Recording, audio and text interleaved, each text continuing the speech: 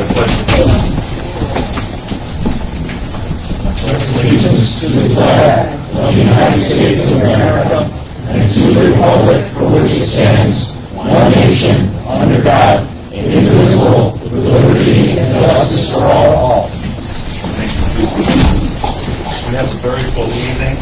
I would like to start with the approval of the minutes from last month. And as the board had an opportunity to review, are there any questions or edits? I guess that's the I just want to make sure they have everybody on. This is really loud. Kill it. Everybody's going to have to Kill it. It's not the new one on the front. Better? There we go. Oh, we have a motion from Brian Smith. We have a motion from Brian Smith and a second from Josh Petratus. All in favor? Any opposed? So moved. Okay, with respect to the ambulance and fire department, they're here today. I'm going to give them the opportunity to share their reports and get back to their families. Chief Rose, are you? Yes. Are you here? Yep. Could you please share with us? Give me 1 second. This is my report. I printed off one after another. So I'll start with the addendum that's in front of you guys. I decided to add this in. I know that we are looking at making some changes and bringing on an advisory board to help the ambulance run more like a business.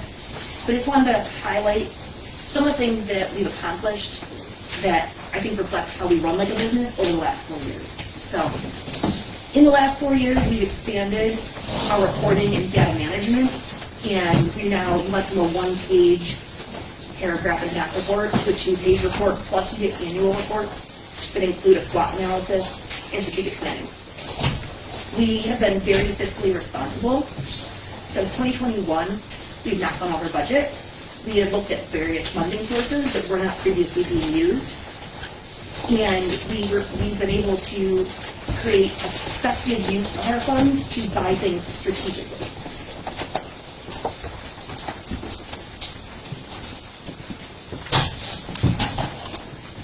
We set, like I mentioned in the reports, we've set up strategic plans with comprehensive SWOT analysis.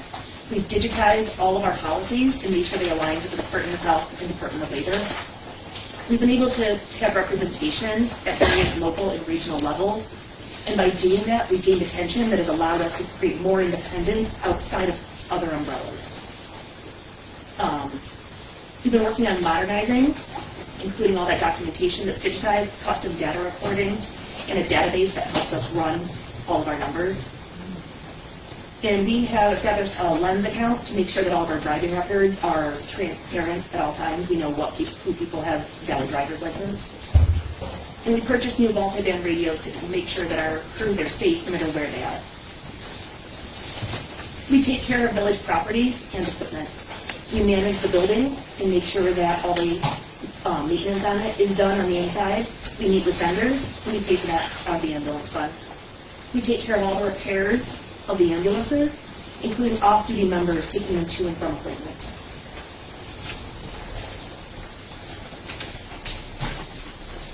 We developed our membership. We've grown exponentially in the last several years. We've worked very hard to make sure our base is welcoming with amenities that make people want to work here. And we have 17 members who live outside of Lima, which means they dedicate their time and sit at our base for 12 to 18-hour shifts. We created a juniors program that has new members coming in all the time. So we've got a new stream of volunteers working. And we've been at recruitment events consistently, and have partnered with CME providers to make sure we have free quarterly education, not only for our members, but our community. Speaking of community engagement, we have built upon the community engagement that was already happening and provide community programs and events. We've become certified in teaching CPR, stop the bleed, first aid, and Narcan. We have a community room that's available for public use, and our members maintain that and make sure it is prepared and then cleaned up after every time. Our call coverage has increased over the last 4 years from 70% to 98% over the last 2 years. And all of this we've done with volunteers and no taxpayer funds. We have managed our budget and we have been responsible to the village and been transparent. So we can move forward, we can get new metrics in place, but I want to make sure we're going to start at ground zero. We acknowledge everything that this group of volunteers has done over the last 4 years.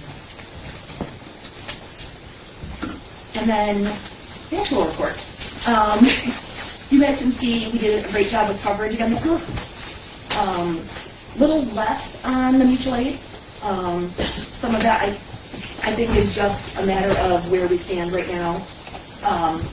But in general, I would say that we have we are filling in for our mutual aid partners whenever necessary. Our volunteers are dedicating their time, and the numbers each pull out to about the same.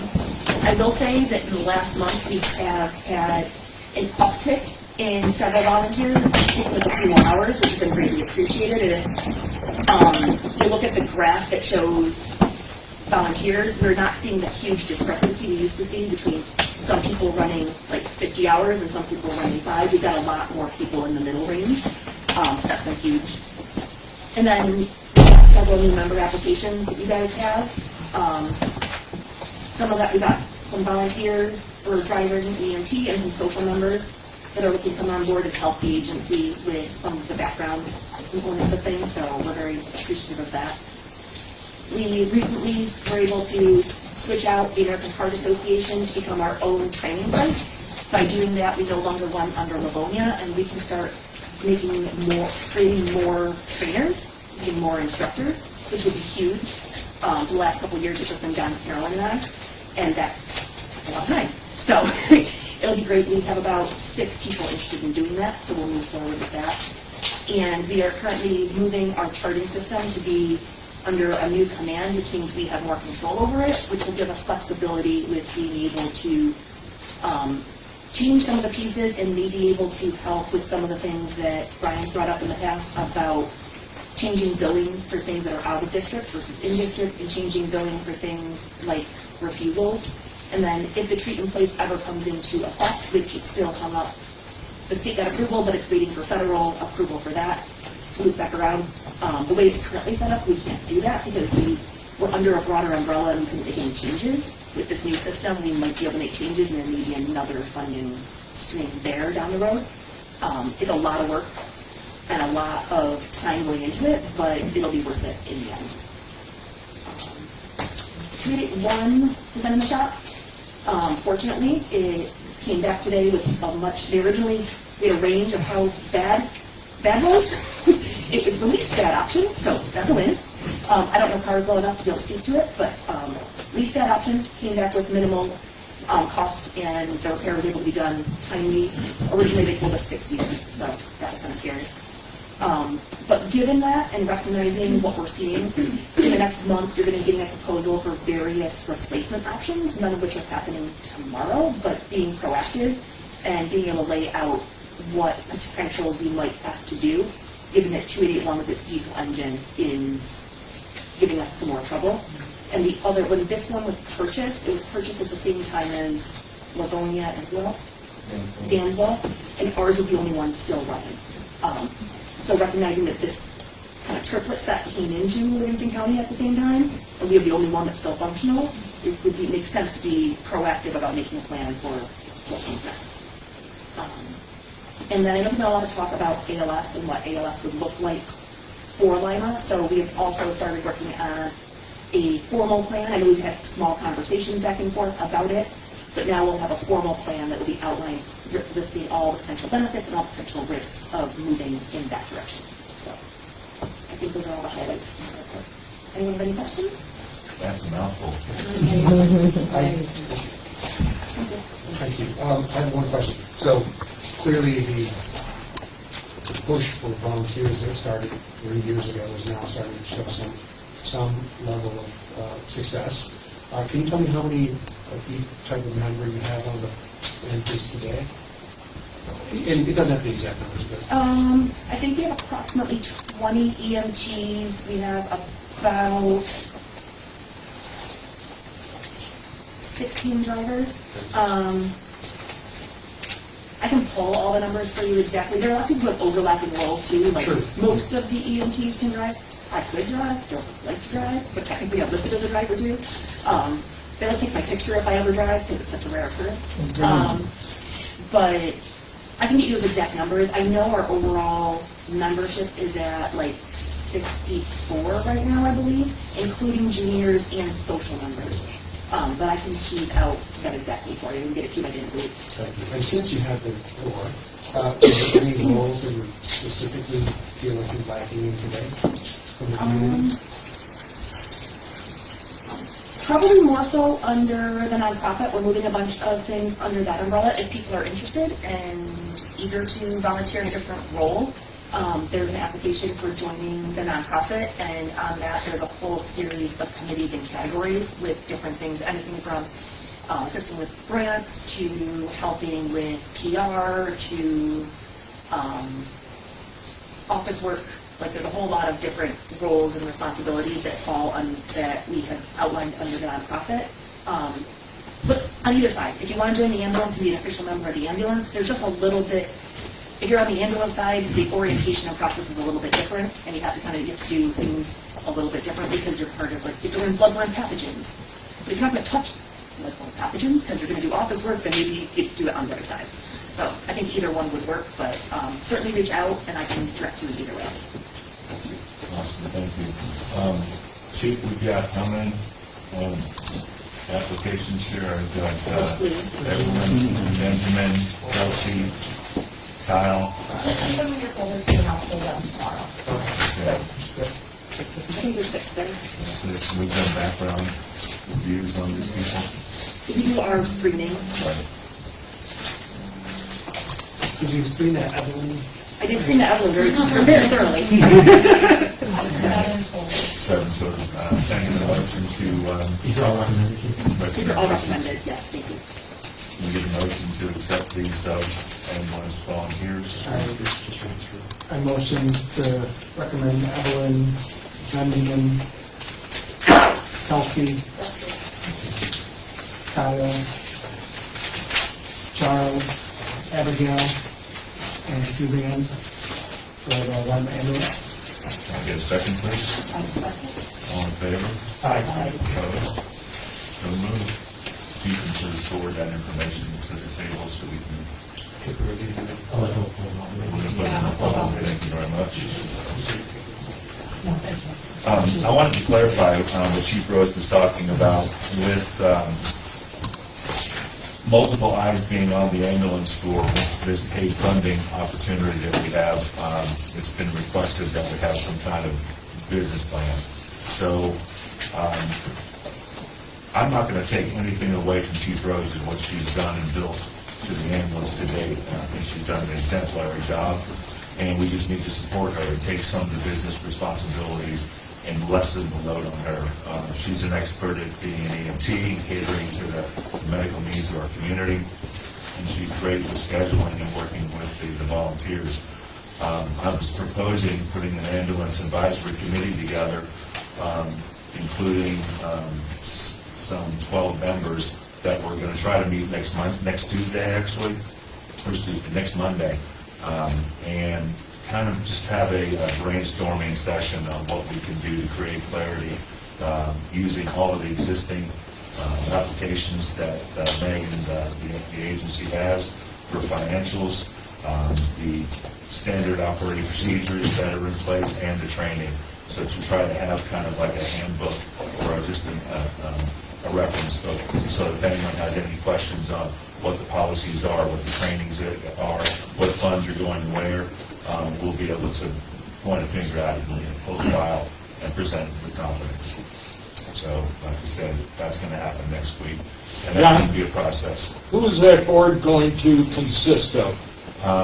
Mr. John Cates, Sean Fowler, who's the current driver and has an extensive financial portfolio, has his own business for financial planning, CPA.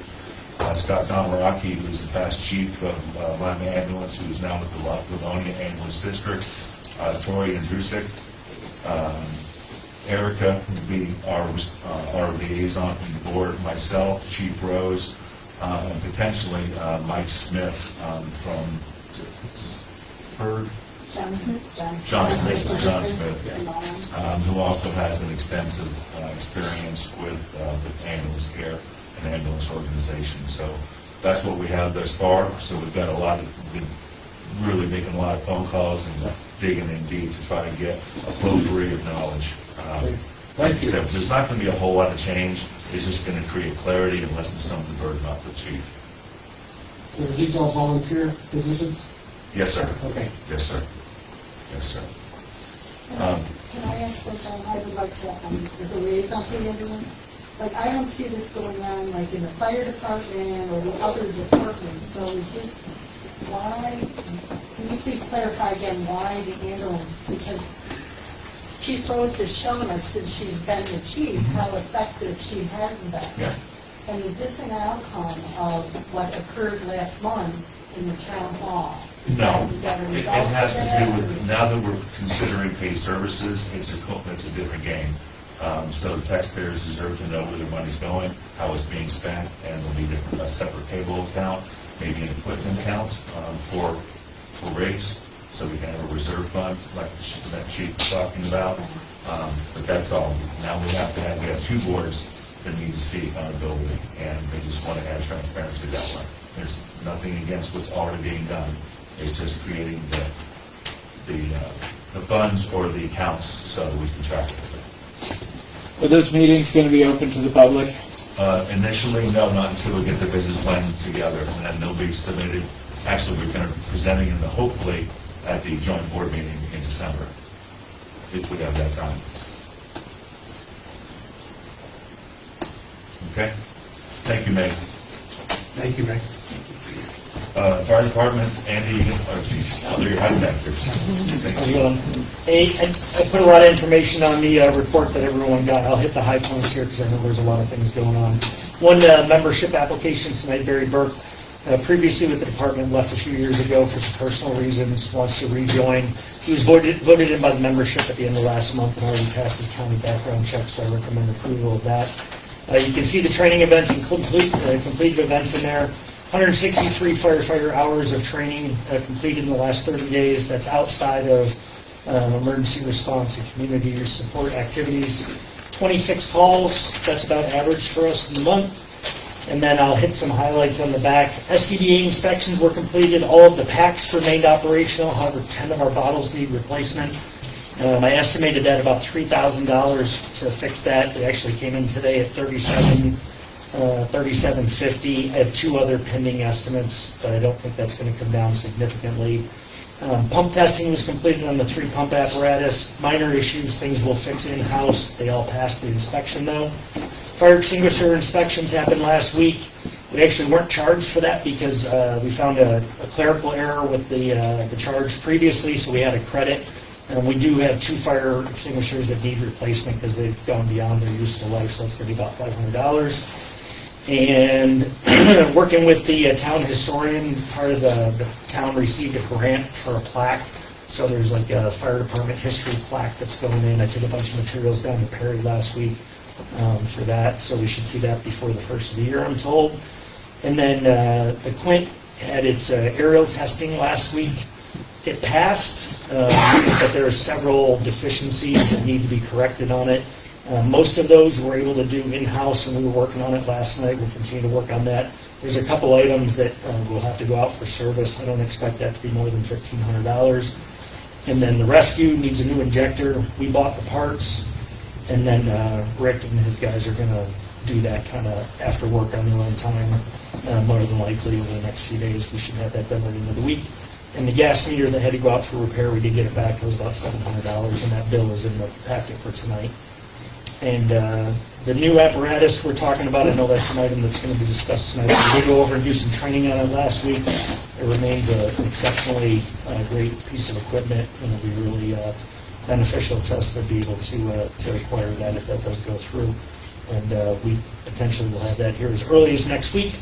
And but it's going to take about 90 days for us to transition that into service. It's got to get repainted in some areas, new lettering, new radios, a lot of activity, a lot of work, a lot of training for our members to learn how to operate that new truck effectively. So I would expect that if we do get it by the end of this month, that it'll be in service around the 1st of March.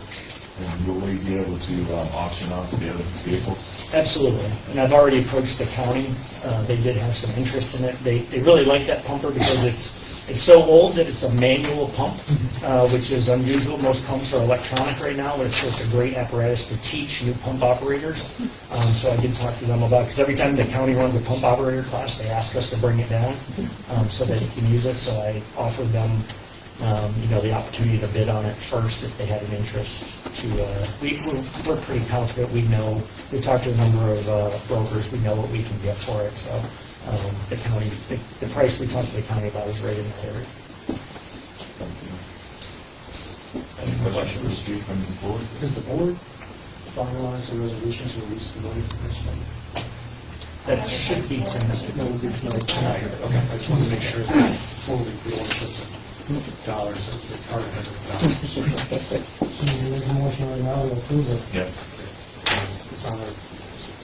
I will make a motion, again, thank you very much for all of the legwork done in this. It sounds like you found a real gem of a unit. So for a very relatively cheap cost, instead of $1.2 million, it was like only $350,000, is that correct?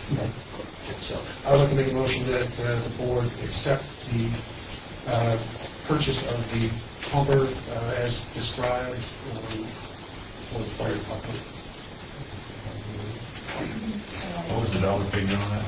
$350. That includes the purchase price and the transition cost for the radio and And whatever. does that include paint and decals too? Yes. Okay, can we have a second? So $350,000. Right. Second. Josh Petretta, second. All in favor? Aye. Opposed? All right.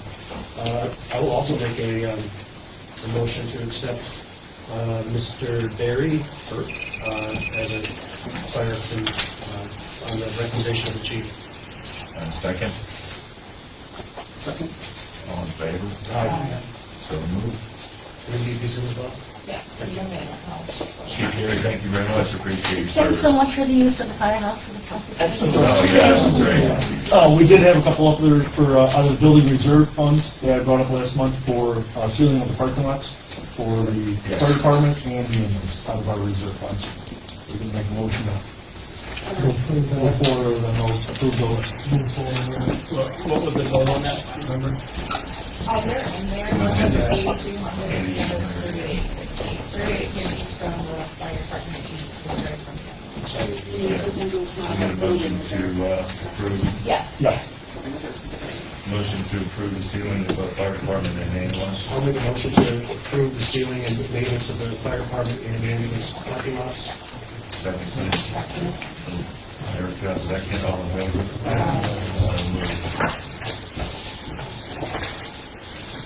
Very good. Thank you, Chief. I appreciate your time. Thanks, Chief. Okay, before we get into Mesa Molina with the Livingston County Water and Sewer Authority, I would like to read a resolution regarding the conduct of public comment at board meetings. Was everyone that signed on to the sheet needing to speak today? Can I'll get a Kelly Doe, Chris, Mark Kraszewski, Steve Werner, yes. Steve, yes. Okay. Bonnie Waddick, Mr. John Waddick. Yes. I didn't know Jerry took some. Say it again. I didn't know Jerry took some. Oh, well, that's new. Lynn, Bethany, is it? Did you speak, Lynn? Just briefly. Andy left already. Mr. Cates? Nope. And Gene? Yes. And then I've got Eric Baker and Jeannie Baker. Okay, and Mallory Larkin? Gene Sansone? Ken Samara? He's on the Bill Stramovit? I thought that was just a sign-up sheet, I didn't want to. It's okay. Whoever wanted to speak, and that part of the resolution goes hand in hand with the speaking. They paid some around and said everybody gets to And, oh, there's a $10 fee, by the way. Goes to the end. Shrimovich. I'll work on that, I'm sorry.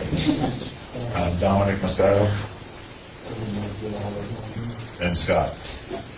Okay. Mr. Stukunis, I would like to speak, but the sheet wasn't out there. And your name, please? Robin Day, Can you spell your last name? D-A-G-U-E, Thank you.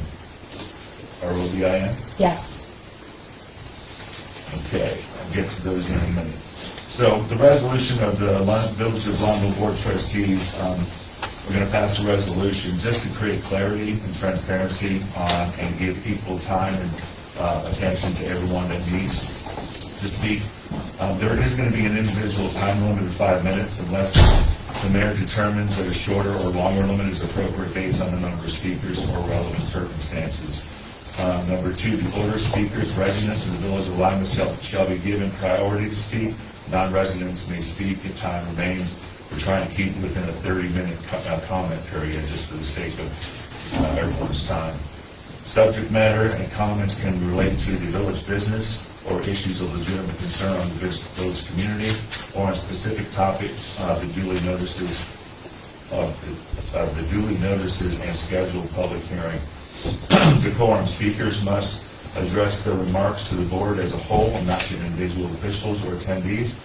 Personal attacks, abuse of language, disruptive behavior are prohibited. The mayor may rule any speaker out of order or failure to comply with these standards. With that being said, I'm going to add that if you need to speak, please stand so that you can be recognized. And please refrain from cross-talking amongst yourself if at all possible. So we're gonna, from here on out, we're gonna make a public comment section at the beginning of the meeting. Come and say whatever you want, or any topic you want, as long as it's your business, you're welcome to come and speak. You're welcome to. After that public comment section's over, though, the only comments are gonna be related to public hearings, okay? That's how we're gonna do it from now on. So, the back and forth is really becoming disruptive, so. But, if you have something to say, come to the beginning of the meeting, say it, you'll have your time. You're welcome to, but after that, we're gonna kind of try to cut it off, try to make this a little more efficient, okay? Good start. It's only 30 minutes, and you only gonna allow 30 minutes for public comment, and you said 5 minutes per person, and if each person did that, you'd only do at least 6 people. Well, right now, we've got 4, 5, 6, 7, 8, 9, 10, so we'll make an exception to today. Well, some of you guys are here to talk about the public hearing, right? So you have 2 public hearings on that, which I'm assuming most people are here to talk about. Right. So after that, there's gonna be a general public comment section. So things that aren't on the hearings, or things unrelated to the hearings, you wanna talk about your neighbor, whatever you wanna talk about, you can talk about. But that doesn't include the public comment section. You don't need a public hearing.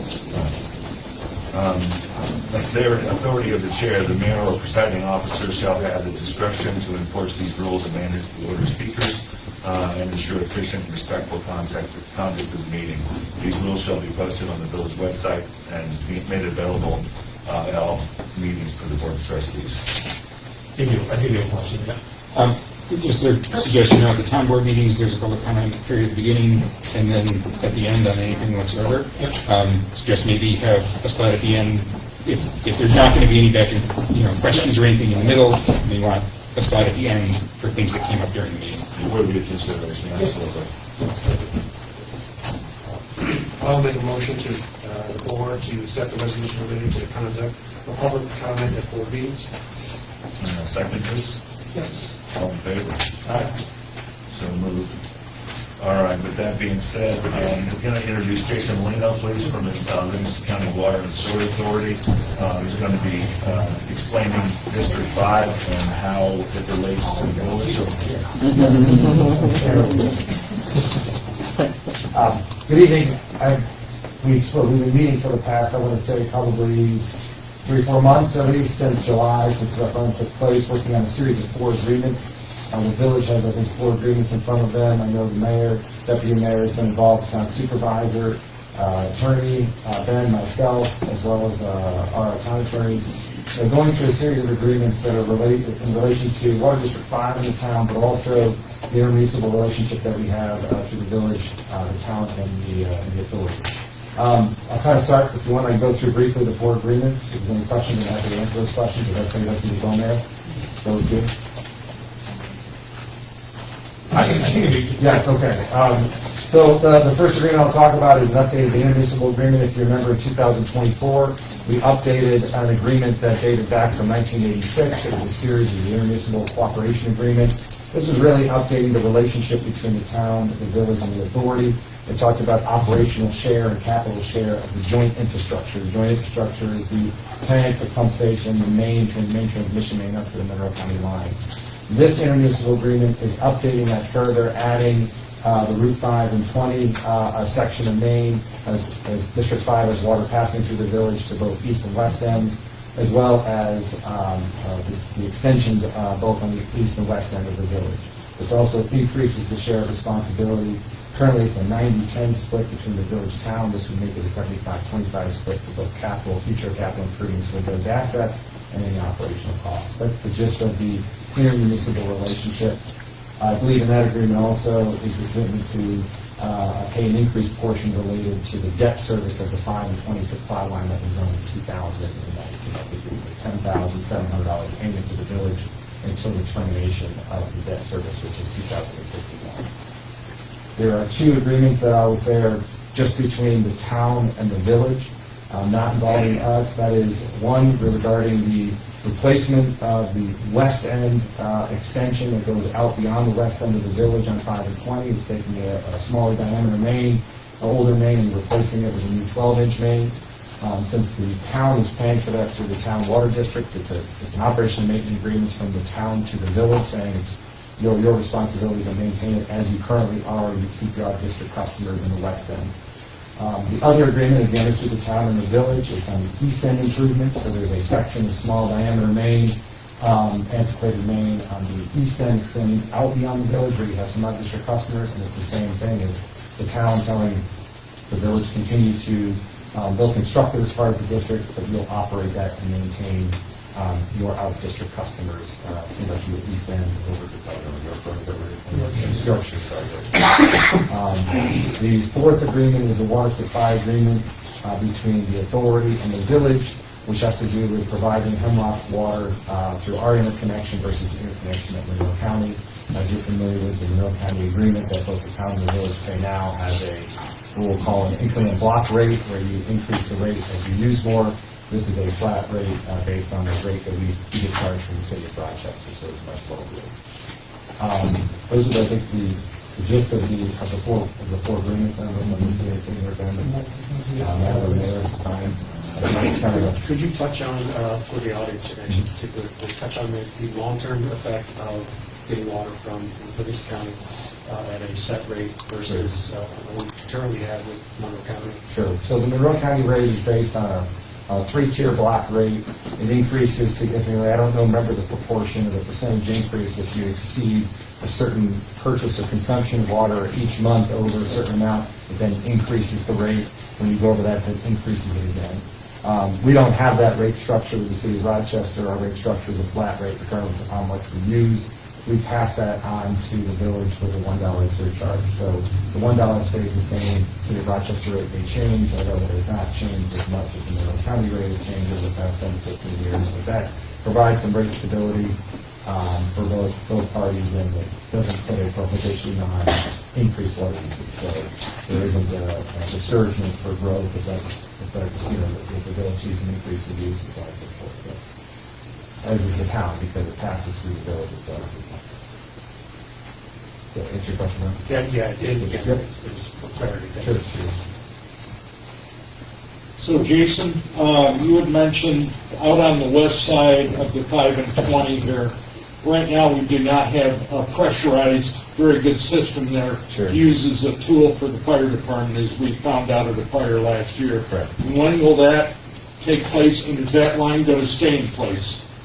The current line there, the supply line now? So there's a supply line, 5 and 20 supply line, pretty much west, I would say, Livingston Center Road has decreased pressure that's not adequate both for domestic use or for fire flow. That, I don't expect that to be an issue at all. The pressure coming down from our Shelley Road tank is going to be at a significantly higher elevation. We'll probably have to have 2 pressure reducing valves before it even comes to 5 and 20. But my question, that line will stay in place, it's not going to be dug up and replaced? No, that's a brand new line. And then time frame when that would change by year and a half? Approximately? 27 probably sometime. That's a guess. Yes, sir. The water comes in. Could you say that, please? Oh, I'm sorry. Thank you. The water comes in from the north right now. If it comes from Hemlock directly, where is that line coming in? It's coming up, it'll be coming up from our Poplar Hill line, which is coming through Summer Coming Street. from the west, not from over here. It comes up from the southeast. Yeah, it comes up Big Tree Road. Our Hemlock pump station is off of Big Tree Road, so it comes off the conduit. Yep. I wasn't sure if it was coming from the, what do you call it, over here, the county line. No, it's the southeastern part of Livonia is where our Hemlock pump station is. Thank you. Jason, since you're so good at explaining this, could you maybe explain the northern line from Livonia County? Sure. Emergency. Sure, yep. So you have a redundant source, which is great. It's 2 separate, actually the same source, but 2 different connections. The ability to maintain that pump station to the north, the supply agreement that allows for it to be operated over many teams, every time we feel fit to make sure that it's maintained and operated.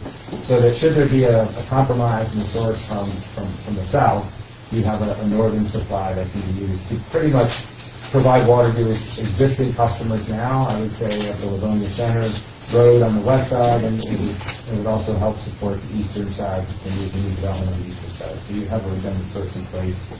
Either should we have a failure, should we have a stoppage or interruption service, or some other thing. Since you're so good at it, could you explain the south line of tank that's going to be built and how that will affect the line of feed? So I don't think that anybody will notice any difference on it. There'll be, like I said, a pressure reducing valve that'll meet the pressure coming into the village. The tank will feed off of the new source. Not to get too technical, there'll be a level sensor at the tank that will open and close a control valve and a CRV that will then open and fill. Obviously, when the tank is full, it'll pull off of it. When the tank needs to be filled, it'll come from our Hemlock system. It'll ultimately come first from probably our Shelley Road tank. The Shelley Road tank is low, it gets it pumped down to Hemlock and so on and so forth. So it's a series of reservoirs. Bless you. So that's really how the tank would be serviced, just being filled. And that will gravity feed the line of tank? Yes, that's correct, yeah. We currently spend less than $1,000 a month on electricity to pump water from the north into our tank. Yes, it'll be gravity fed at this point, because the Shelley Road tank is at an elevation of 300-400 feet higher than. Yeah. Yes. John Bond, Sigley Drive. So the pump station, which will be redundancy, will that be covered under the 2575 if there's anything that needs to be done there? Okay. And will the village water district have to expend any money in the construction of this project? No, there's no expenditures to the village. And then lastly, so the project is, there's a lot of funding from USDA, and since the Trump administration came in, a lot of USDA grants have been canceled. Is there assurance that this money is secure and won't be canceled? As far as I understand, the funding's been committed to the town. I think it's probably a better question for the town, but the town has they've already approved the financing package with it. The funding's already been allocated or I would say appropriated by USDA. That's probably all I can answer to that. It's probably a better question for the town, to be honest with you.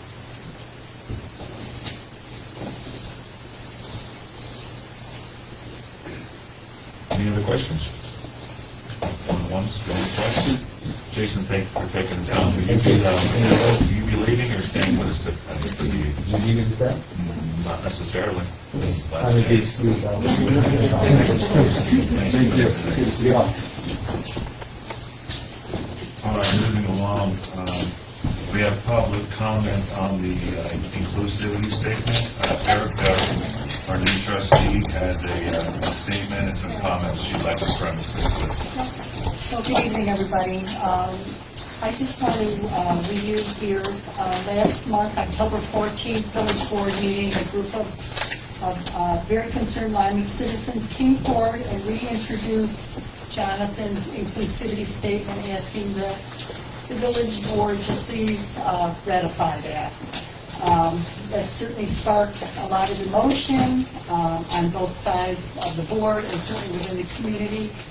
A motion was made to pass the original, and as a result of that, the mayor suggested that we table this conversation and allow the public to submit versions of inclusivity statements they'd like to see, or just have an opportunity for the community to respond and comment. So tonight, we certainly are here to hear what the community says, and I'd like to just open that up to public comment. Before we get public, I don't mean to interrupt you, Erica, but we did, Alyssa was kind enough to forward several emails coming from the community members commenting on Jonathan's statement.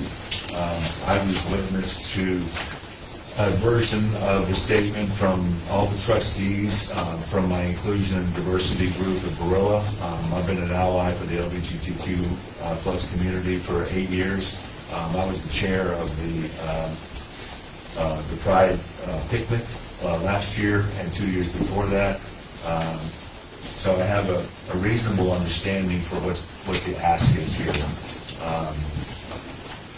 I think ultimately what we came up with is no matter what kind of version we try to put together, it all bounds straight back to what Jonathan already told us, what I already said. So with that being said, Erica, do you have anything to add to that? After the public comment, and then I will. I'm going to go down the list. Whoever needs to speak on this topic, I'll just kind of, Callie, did you want to start? Yeah, well, it's really cold out. I have really bad neuropathy in my feet, so if you don't mind. No, not a problem, as long as we can see your lips. So in regards to the inclusivity statement crafted by Jonathan Schultz, I cannot understand why it's taken 8 months for the board to pass it. I can't understand it. People have presented some really pretty articulate reasons for us needing it. And then it hit me, with the exception of the newest board member, Erica. You are all white, heterosexual, Christian, privileged men. And those are just the facts. And so I can understand that it would be, stretch for you to understand why any member of any marginalized community would want or feel the need for an inclusivity statement. And I feel like we're not writing a Magna Carta here. I mean, it's just an inclusivity statement. I looked into our neighbor Vermont, and they adopted a declaration of inclusion asking towns and villages, a total of 274 in the state, to write inclusion statements. It is currently being implemented, and as of August of this year, 164 towns have written inclusivity statements. That's 80% of the population of people in Vermont. Being more inclusive can make cities, towns, and villages stronger and more stable, and it can give all residents a chance to improve their quality of life. In addition, more than 400 cities and counties across the U.S. have inclusivity statements. Canandaigua issued one following the tragic torture and murder of Sam Nordquist. Avon issued one following the hiring of their new police chief. It's really not a stretch. It's just really not a stretch to accept this statement. And dragging your feet for 8 months is becoming ridiculous. I just feel that it really is. And I know you said not to target anybody. This isn't a target, but at the last meeting, you made a comment that you were offended by my mentioning in the prior board meeting that Sean Foyt's visit was one of the compelling factors in this request for an inclusivity statement. And I have to say to you, sir, Mr. Foyt is a self-proclaimed white Christian nationalist. And I think it's important you all hear this because he spoke in our town. These are some of his quotes. I'm going to give 3 because I literally could go on for hours. He calls the LGBTQ+ community a cult bent on perverting and destroying the innocence of every child. He said that. He said that Black Lives Matter is a shady and a fraud. And he says that Pride Month represents a demonic agenda seeking to destroy our culture and pervert our children. White Christian nationalism is really a more palatable term for white supremacy. So what I did for you is I got you a little information, maybe if you pass that down for you to read about what it means to be a white Christian. Can I interject for just a moment? We wanted to make sure we stay on track. I respect your... That was one of the reasons I we respect asked. your comments, Yes. and I really do, and I want to give you the appropriate time, but I really want to focus on what the message is that we're trying to get to the community. Right. Okay?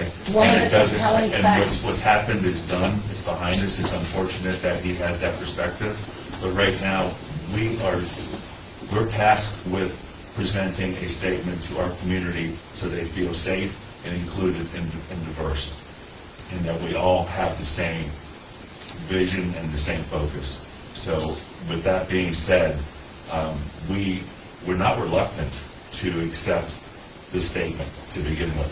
We were reluctant to accept it and pass it without giving it just cause, review, and thought. And to make sure, like you said, there was hundreds of people that submitted inclusivity statements in other communities. We did our diligence here, and I think collectively you'll find that the result of our work is what you're looking for. Right. I feel that it was very relevant for me to speak about that. That was one of the reasons, there were 3 reasons why we asked for an inclusivity statement. The number one of them was Sean Foyt's visit. Right. So I think that was very relevant for me to share. And I'd like to just finish with, fair sakes, pass it already, right? I appreciate you, Kelly. Thank you. That's 1 minute. Anybody else? I have Bonnie or John or Lynn. Please, Bonnie, if you wouldn't mind speaking. Bonnie Werner, Councilor Garden, Lima. So the last board meeting, 4 people spoke about, in favor of this inclusivity statement as it stands on your website now. So I was wondering how many people since then have spoken. I know you said you've gotten emails, and obviously several people are going to speak tonight. How many people have spoken for that inclusivity statement, and has anybody spoken against having the, nobody against? No one against. And how many, do you know how many people? I received 6 emails. I'm sorry. I received 6 emails. 6. And Thank you. 6 that were sent through the clerk, and I received 3. Oh, 6 and 3. Okay, so 9 people speaking for. Yeah. Not to mention the other dozen that I showed it to and got their review of it, which was, they were impressed. All right, so it looks like that's something that we all want. Okay, I hope you'll keep that in mind. Absolutely. John, yes, sir. I'm Ron Signal Drive. As we look around our community, we see a lot of Let Love Lead signs, including many from the board members, which is a testament of just how much Jonathan meant to this community. And, I had the distinct honor of campaigning with him last February and March, going to each house, and it was amazing, whereas people were pretty lukewarm to me. When they saw Jonathan, they just lit up, and there was one afternoon where it had been about the 9th person that gave him a hug, and I said to Jonathan, Jonathan, this is 9 hugs you've gotten to mine 0. And Jonathan looked at me and said, I'll give you a hug, Jonathan. He gave me one. So we know where his heart was, and he was a special individual. And I certainly hope that you adopt the statement in his own words as yet another testament of what he meant to our community. Thank you, John. I need to interject here to talk to the board. If the board, if maybe I can just cut to the chase, I think we're all have come to an understanding and decision that the way that Jonathan's statement was written is an acceptable form that we can vote on. There was one addition that Erica mentioned, that it include socioeconomic status on the third paragraph. Actually, the third sentence in the last paragraph. Erica, would you mind just reading that? And just, The entire? yes, with that statement in. Okay. Can you handle that? Sure. Thanks. So, dear members of the Lima community, the Village Board of Trustees wants to take a moment to express our commitment to creating and maintaining an inclusive and safe community for all. Inclusion is more than a statement. It's a commitment where we as a community must all make to one another.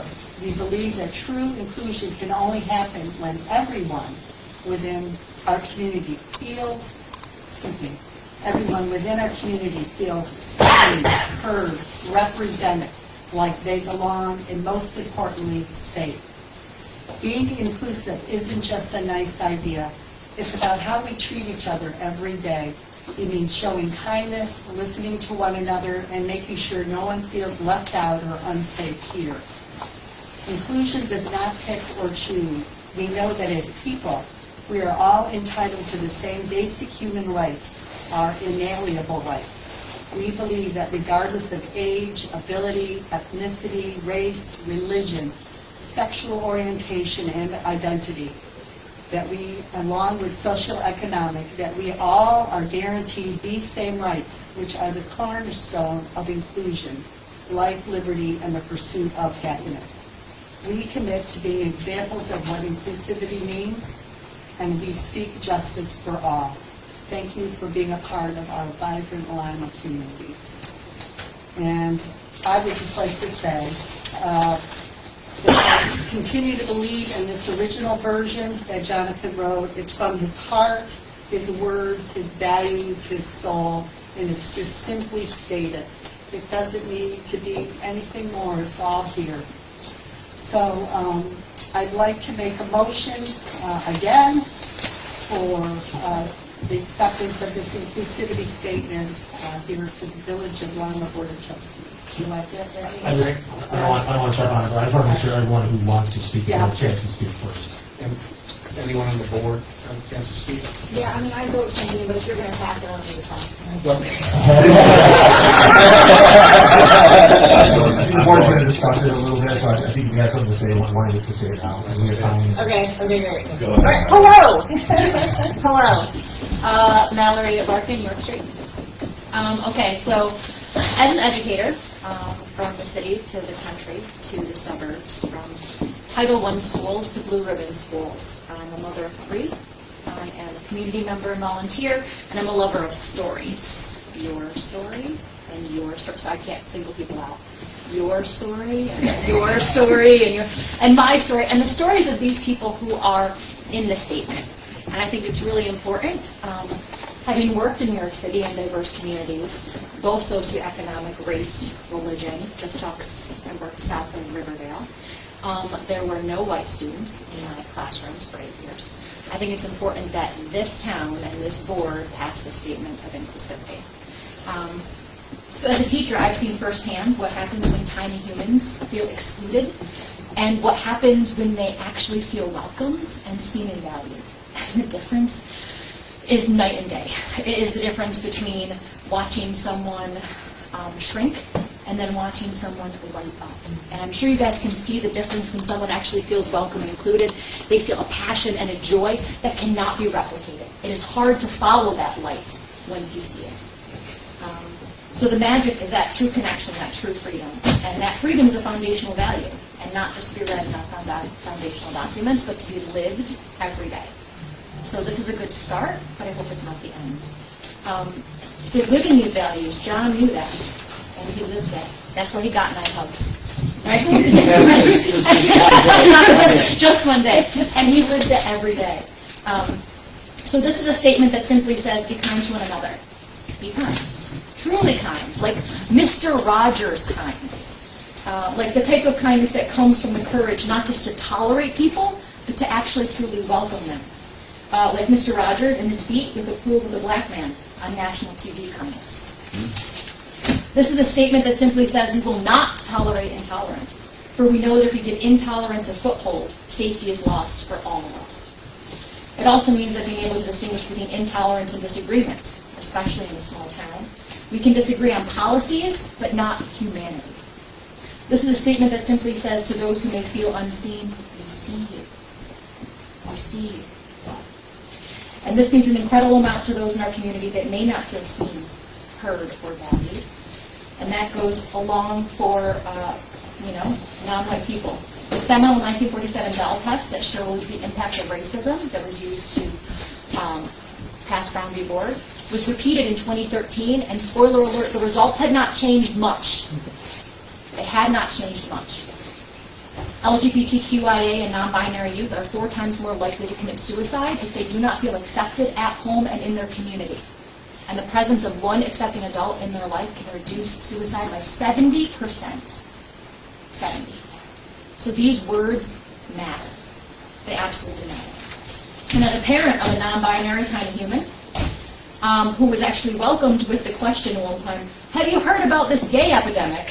When I was picking up boxes just down the street for a library event, this hits home.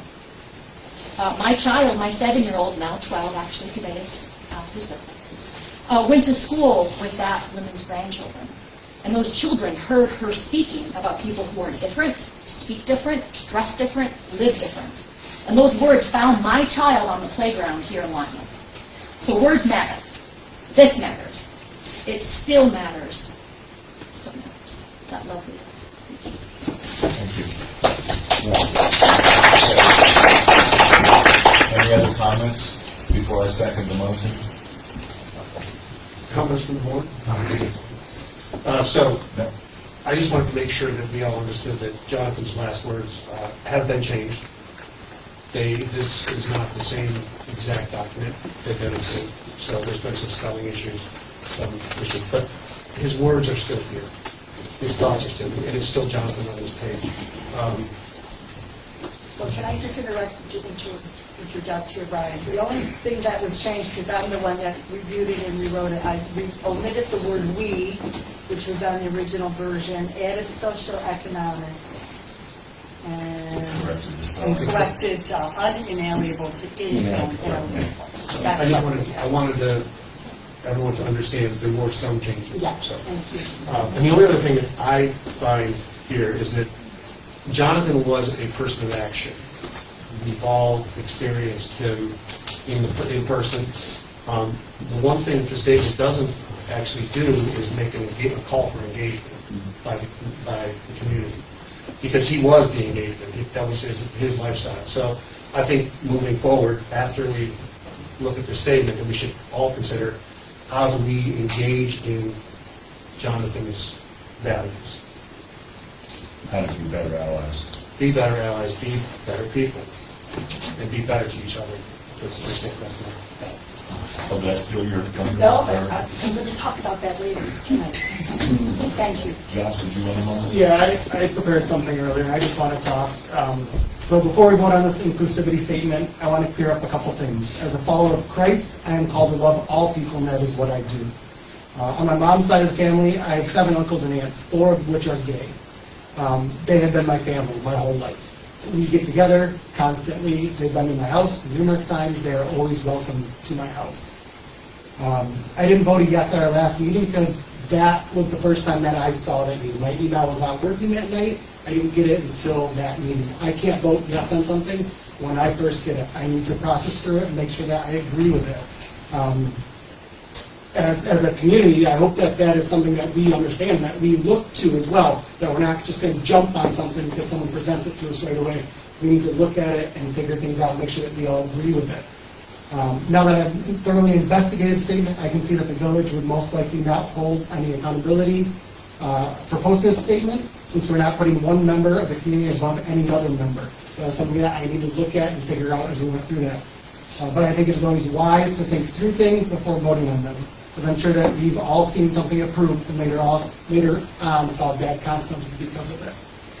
It was brought up that we need to have this inclusivity statement because of people like Sean, I don't know how to say his last name, is it Foyt? Would know that he's not welcome here in Lima. To me, that's actually the opposite of what this inclusivity statement says, that he is welcome here. Just because he thinks differently than the rest of us doesn't mean that he's not welcome here. One concern that I still have is that we, in the statement, that we might miss somebody. I saw somebody on Facebook comment on the low socioeconomic status, and I think about that, then who are we leaving out? Are we leaving out the veterans, or the single parents, or the foster youth, the widows, the immigrant, the people with disabilities? As I look at that, someone's going to say, you forgot this person, does that mean you don't care about them? No, that's not the case, but this list can't go on forever and ever. I mentioned to Erica just a little while ago about possibly adding something in about personal characteristic in there, so that way everybody, for any other personal characteristic that might come up. That way we're not just identifying certain people, but we're identifying everybody in this statement. I support this statement because it welcomes my family, welcomes my Christian brothers, it welcomes my poor neighbors, and even the worship leader with the guitar. You might not agree with him, but it welcomes him into our neighborhood. And all in the same promise, you belong, you are safe, you are free here in this community. Well said. Thank you. Erica, where would that statement be implemented? I think we would just add that, in that one. Is that worthy of considering? Excuse me? Is that worthy of considering? Could you read it out as part of the sentence, please? Sure. So we believe that regardless of age, ability, ethnicity, race, religion, sexual orientation, and identity, socioeconomic and any personal characteristics, Any other person. any other, that we are all guaranteed these same rights. Yes, ma'am? Lynn Huffley, I live on High Street. One suggestion with that list, so we're not prioritizing anything over anything else, if you alphabetize that. Then it's not, okay, age over, sexuality over.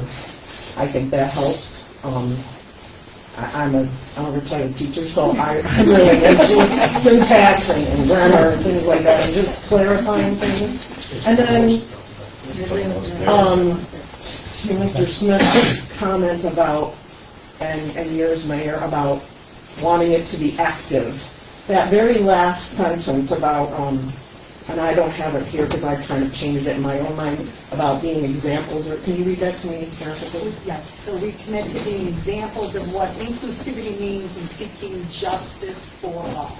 Okay, so I think if we, instead of being examples, use the active verb exemplifying, as in, as your village board, we are dedicated to exemplifying inclusivity and seeking justice for all.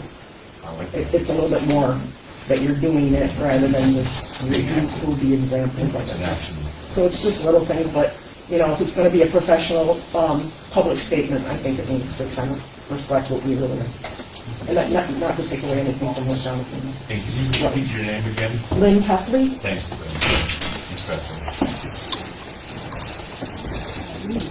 Any other comments about what we've done so far, moving forward?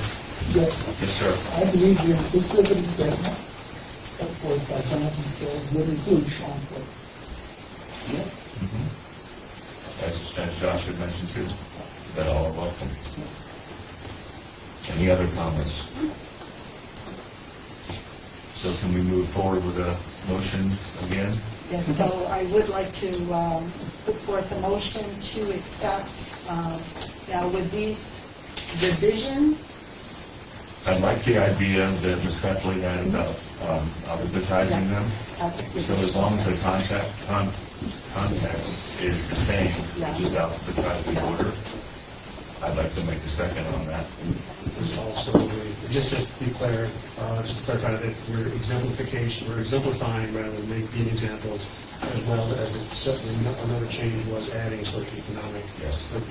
That's not on my copy, is all. Other personal characteristics. Another personal Yeah. characteristic. We are dedicated to exemplifying what inclusivity means and seeking justice for all. And just for clarity with the audience, that once a motion has been made and then there's a second, it doesn't entitle everyone to force them to vote in favor. They have the choice of voting one way or the other, just for the sake of democracy. So, Erica, your motion is first. I will second. Yes. I will take the vote at this time. All in favor? Aye. Aye. Opposed? So moved.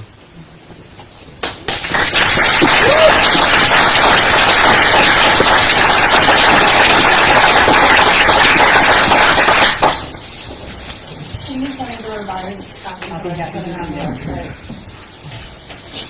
This will be posted on the website. Inside. And we have a final copy.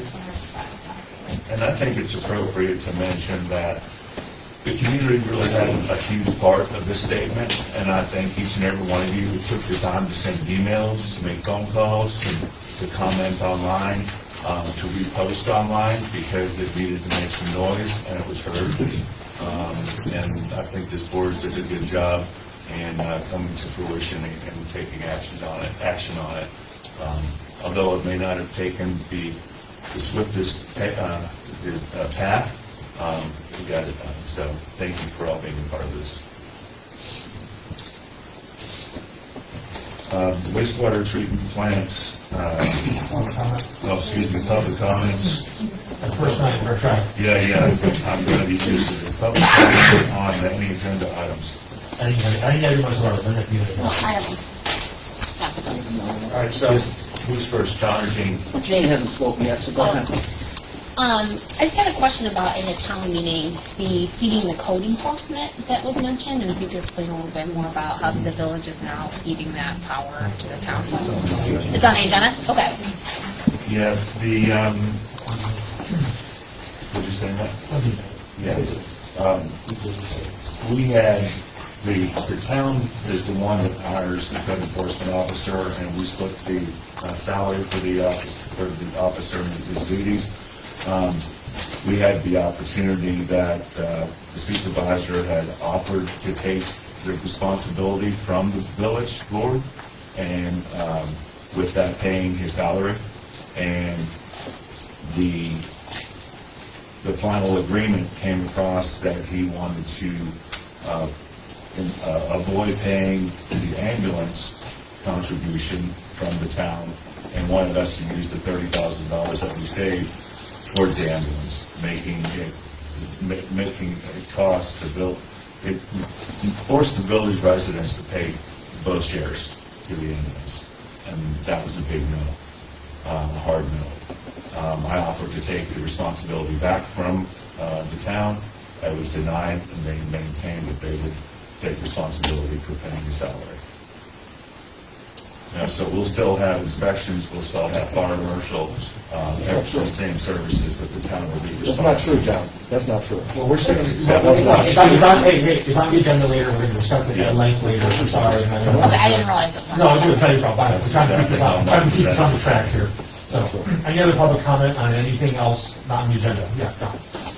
I'm Mark, I was at the last town board meeting, and I spoke at their public hearing for their budget. And, I urged them to include the $25,000 for the ambulance to match with the village and the ambulance service we're going to put in so that we can get started with this. And there was a lot of discussion, but ultimately there was no decision made at that meeting, and they deferred the final decision until November 18th. So there were several questions and comments that the supervisor and Mr. Petrowski had made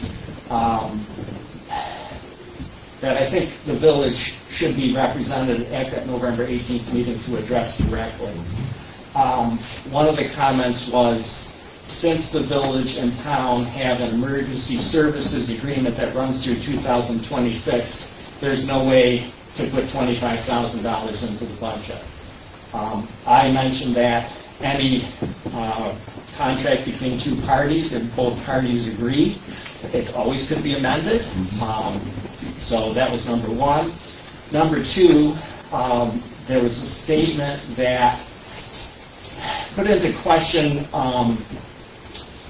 it was something to the effect of, well, we don't know, it was stated that $20,000 presently from the emergency services is earmarked for the ambulance from the town.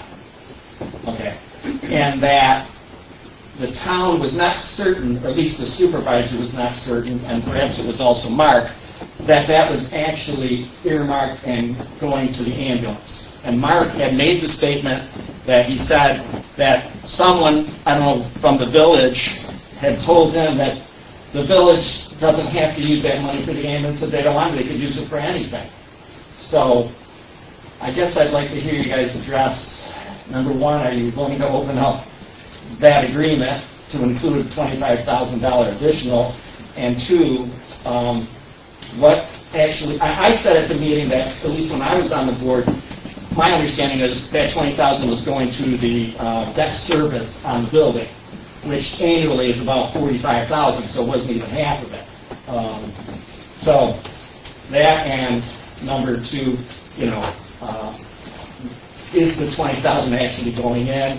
And will the next $25,000, if they approve it, also be earmarked? So just go ahead and address So that. I'll answer that. Please. The 20, this is since I've been here and since John, you were on the board, the money that's allocated from the contract with the town was to go towards the debt service.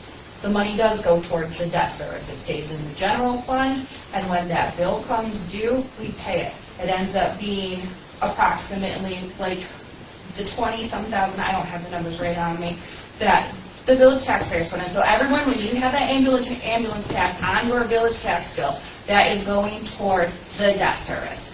That goes towards the debt service. The contract with the town that we have for the ambulance, we utilize that for the debt service, and then anything additional for that debt service comes directly from the ambulance. Like this year, to make up the total amount of it, I think it ended up being about $9,000 that was pulled from the ambulance, and that's just to make sure that the full service is paid. It's $39,000 for the principal on it, and then there's still, an extra $10,000 that's for the interest. So that is where the money goes. It's used for the debt service on the building.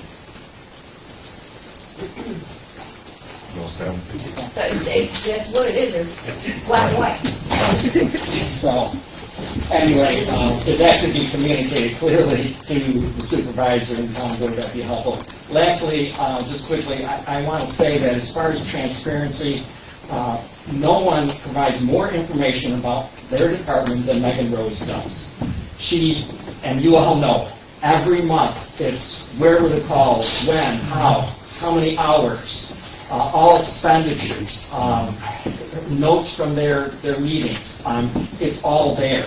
It's exemplary. So I understand you're doing an advisory board, but let's not study this paid thing forever. The best way to understand if something's going to work is get experience on it. Megan Rose and her crew up there are the experts at emergency services.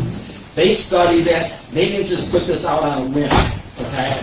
So I would like to see confidence put into the chief because it's well deserved. And let's get started and relieving these volunteers so they don't have to spend 40 hours a week on our behalf. Great, thank you. Any other comments? General comments? Ms. Robin? Yeah, You're I've good? already been addressed. So everyone has had an opportunity to speak. Very good. Moving along, Steve Werner. Steve Werner, Cobra Drive. I'd like to take the time and thank the board for the use of the village park again this year. We had a successful festival. We believe somewhere between 4,200 to 4,300 people.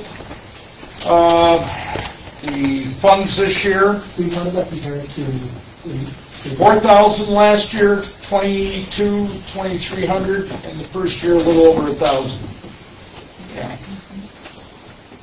It was 4,000 last year, about 1,200 the first year. We're in year 3 and hopefully going to make it to year 4. We'll discuss that in a minute.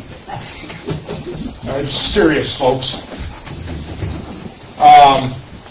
This year's money is going to pay for an additional $300 in electrical above and beyond what we gave you, the $10,000. We are also looking, it's going to cover a fishing dock. I don't know why the young man didn't show up at our town board meeting this past month, but it's supposedly everything's in place, hopefully.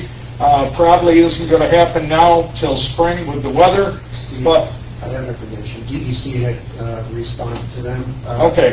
Initially was that everything was okay, and then Albany had all the biologists have sent them some issues. Well, sure they have. Of course. So I have sent that information to you and the rest of the. All right, well, we've been back and forth the last few nights, and I didn't see it, so that's good, sorry. That's okay.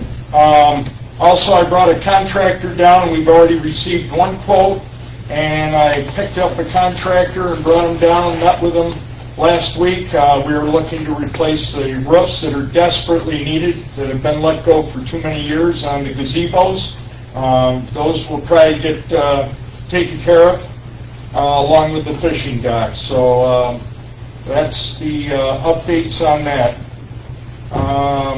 I would like to thank Megan and the fire department for coming and supporting us and being there for the festivity. That means a lot to the community and to us. We appreciate it. The other thing I'd like to address is that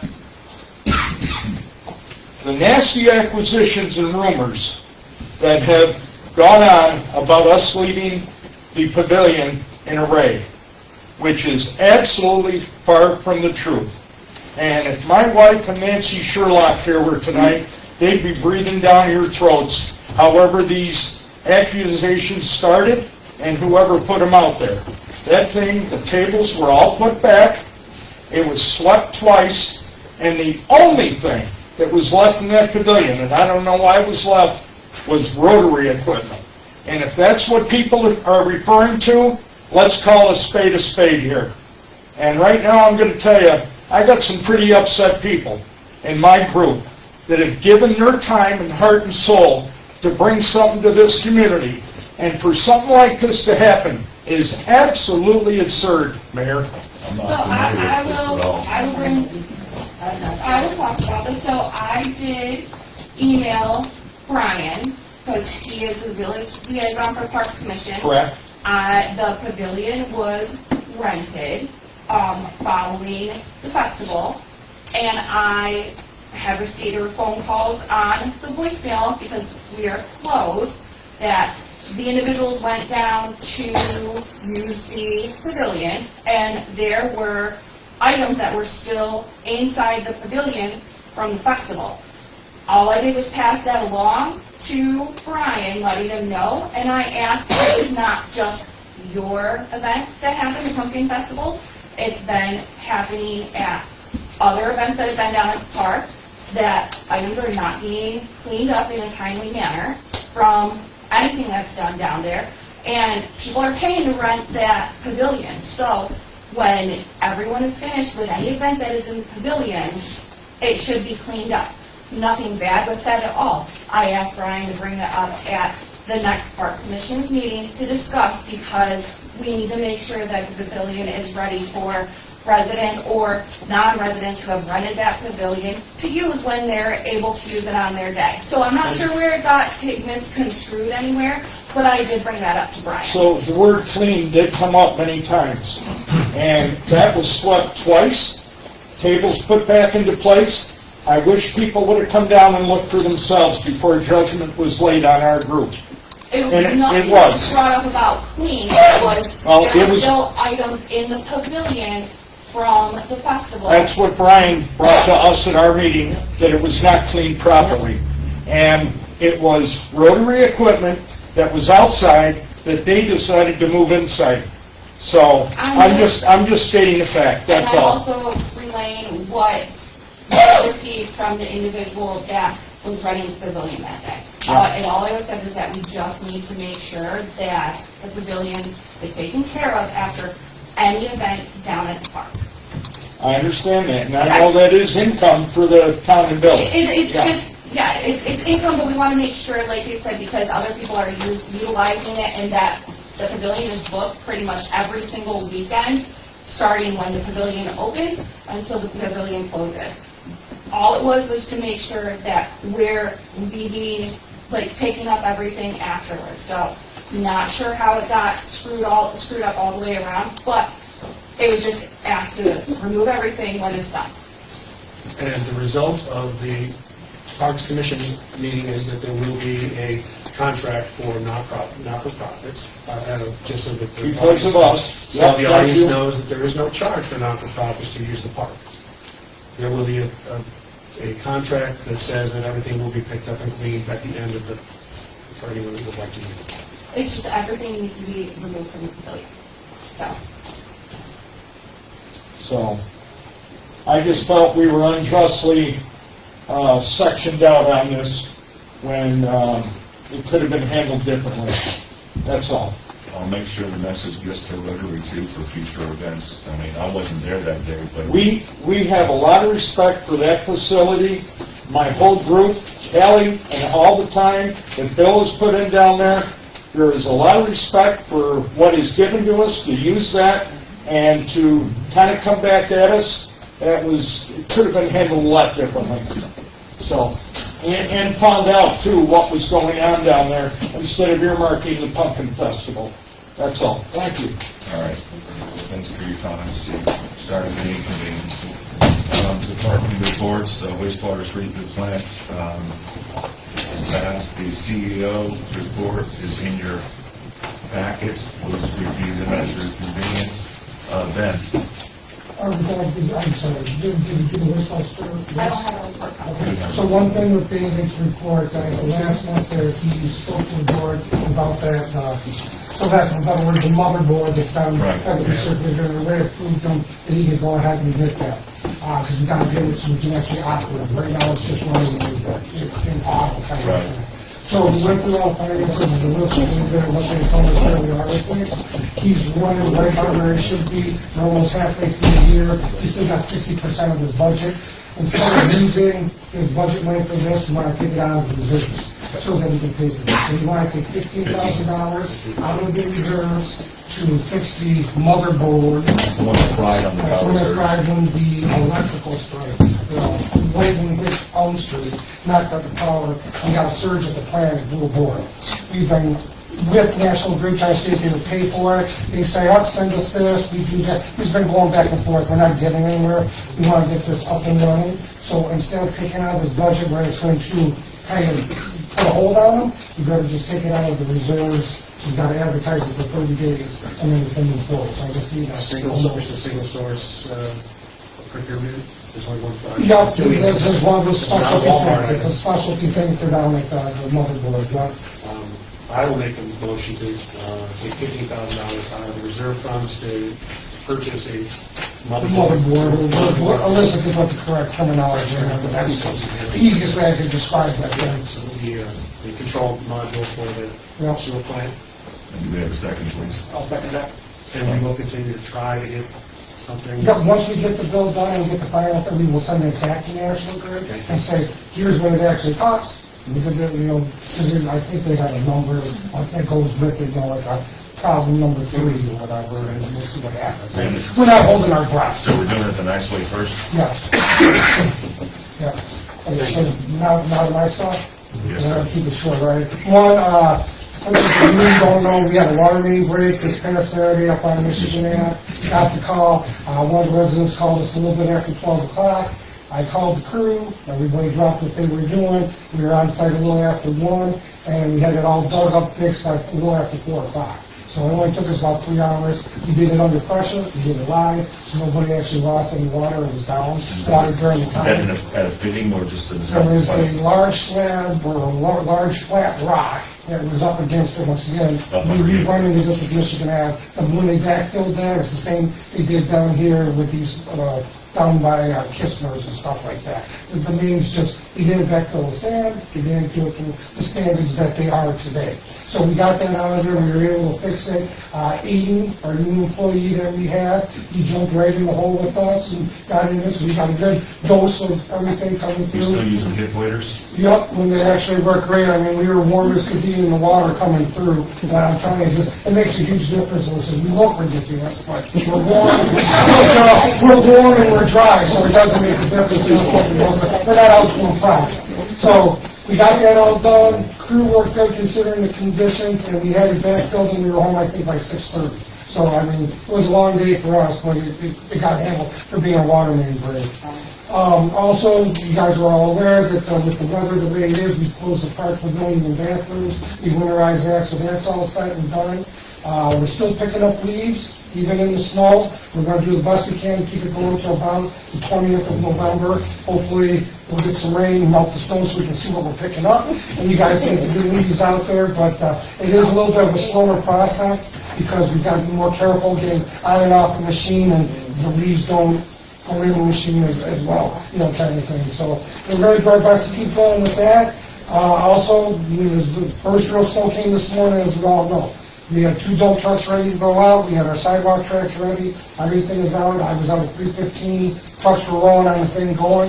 Had the roads cleared, everything good. No issues with the equipment. The only thing that I'm bringing this up for is that people realize, please do not park out on the roads when it's snowing out. Granted, this is the first one, so we didn't leave any snow piles next to the cars, so I know I see you, now you see me. I let that go for all cars that were out there, but just as everybody watching, where we are with it. Cars need to be parked in the driveways and things like that, so we can get the roads clean, move around, so we don't actually slip inside and catch a mirror, kind of thing. I don't want to damage your car, you don't want us to damage your car, kind of thing, and we just want to get everything cleaned as quickly as we can. So that's all I got, because I know we're full house. So. Erica, can we use the My Llama app and put a little reminder out there? You said Erica, you're saying Erica so much. I was gonna do that. Thank you. Been a long day. All right, Miss Lissy, your report, please. Erica. In your folders, you just have the updated for October showing where the month-to-date, year-to-date financials are. You can look at those when you have a chance. Offices are going to be closed the 27th and 28th for Thanksgiving, and we're just have that for the day after. We need to create, so we've been dealing with civil service for a long time now. Our roster is almost completely finished. We just need to create that laborer position and retroactive back to 7/1/22 for Mike. Make a motion to create a labor position for Mike. Retro back to 7/21/2025. Second. No, 22. 22. Is that 22? A second motion, please. I'll second that. And all in favor? Aye. So moved. That's all set.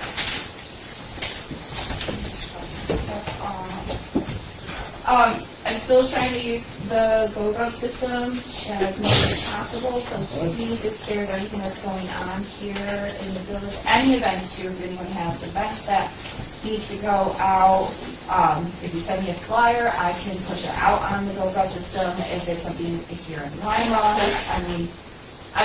not every single thing we can try and do, but just different events, like I'll put out there for the tree lighting, and the holiday thing going on out here, but just to make sure that we're still pushing the system out there. More and more every time I log in, there's more text message individuals that have signed up for it. I did reach out to our reps to see if they can give me a number as to how many downloads we've had on the app itself. I didn't get a message back before the meeting, but I'm hoping they can give us just to gauge how many people have actually downloaded the app. And then the only other thing is that I want to revisit, because we're kind of at that quiet part of the year for the village. Taxes are done. We're not yet at our budget process and stuff.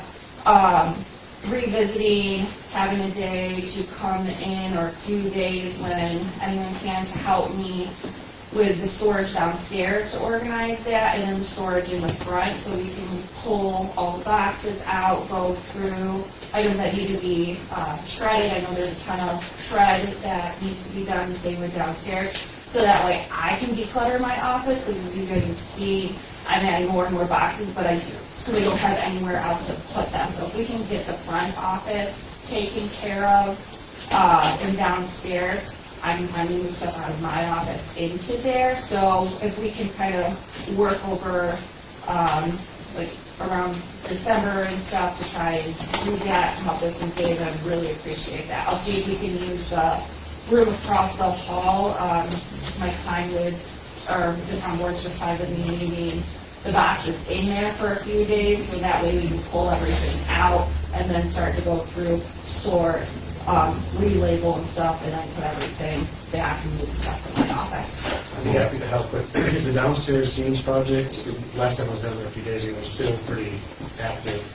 So it is active downstairs, but where we need to get into, we wouldn't be in the way right there. We can usually get into, I think they gotta get into the room sometimes, we gotta get behind, but in the storage room itself, they're not in there. So we can go in, still pull boxes out and just bring them with the elevator up here. A lot of that stuff's permanent retention, so there's not as many boxes that need to be pulled out from downstairs. And that's actually sorted pretty well, and it's all cataloged. I think it was a company that the town and village did several years ago. So that looks good, but the front is where we really need to pull stuff out and sort and relabel, so that way we can put it back. Do you have an idea of if 1, 2, or 3 people is too many or too little? What's the best working relationship with you for volunteers from us?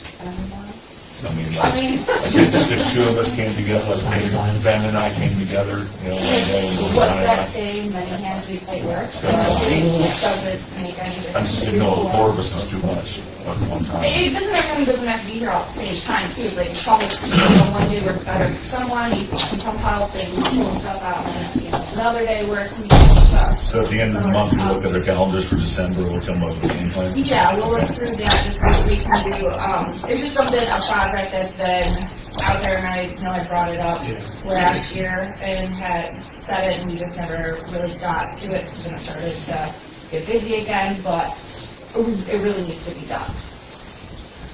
Is there anything, any outstanding issues on the funds here that you want to bring to our attention?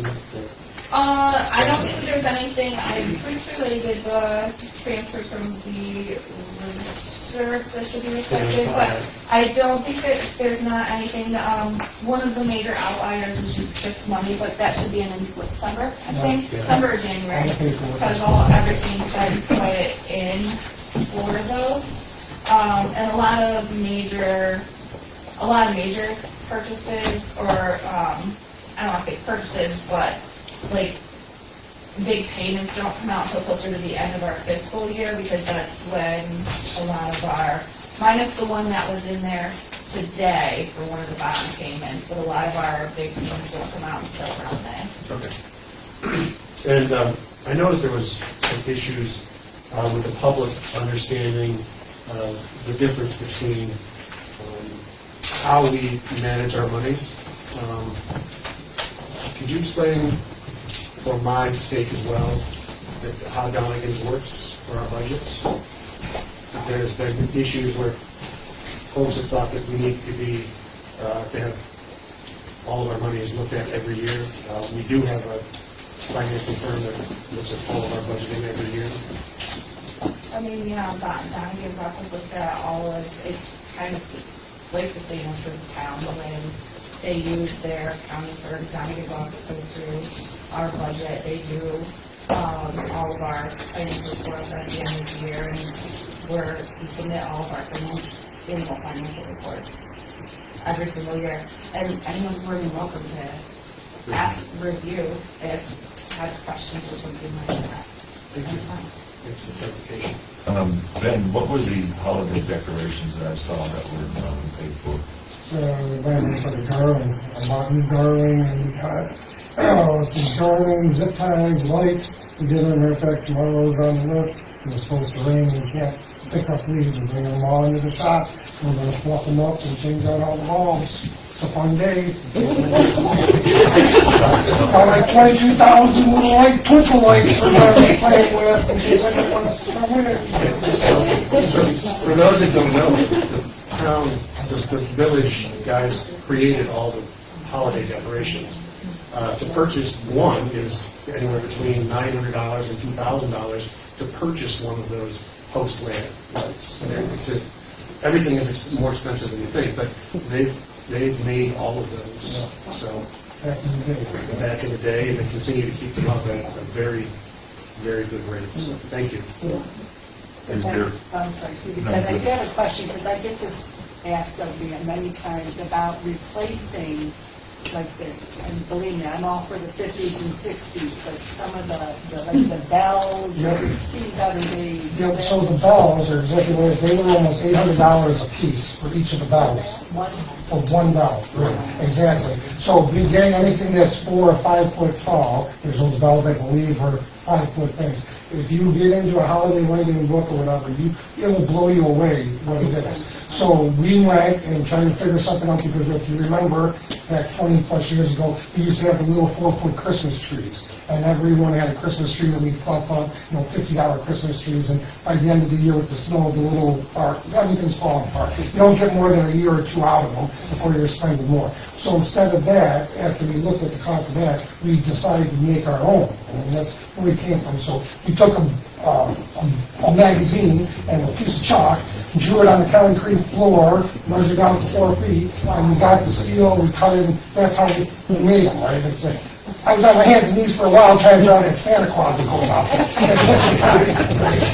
But we got it, and we made it, and we put it up there. So we're always open to doing stuff. I think the prices, the cost is what would blow your mind away. For us to go and try to get something out of one of those magazines to buy, so there isn't just one of them, we buy 5. All of a sudden you're $2,000-$3,000, and it's hard to do. So that's why I'm trying to just fluff up with new garland and some lights. If someone comes up with an idea and they can draw it, I'll try to make it, kind of thing. But that's where we are with decorations.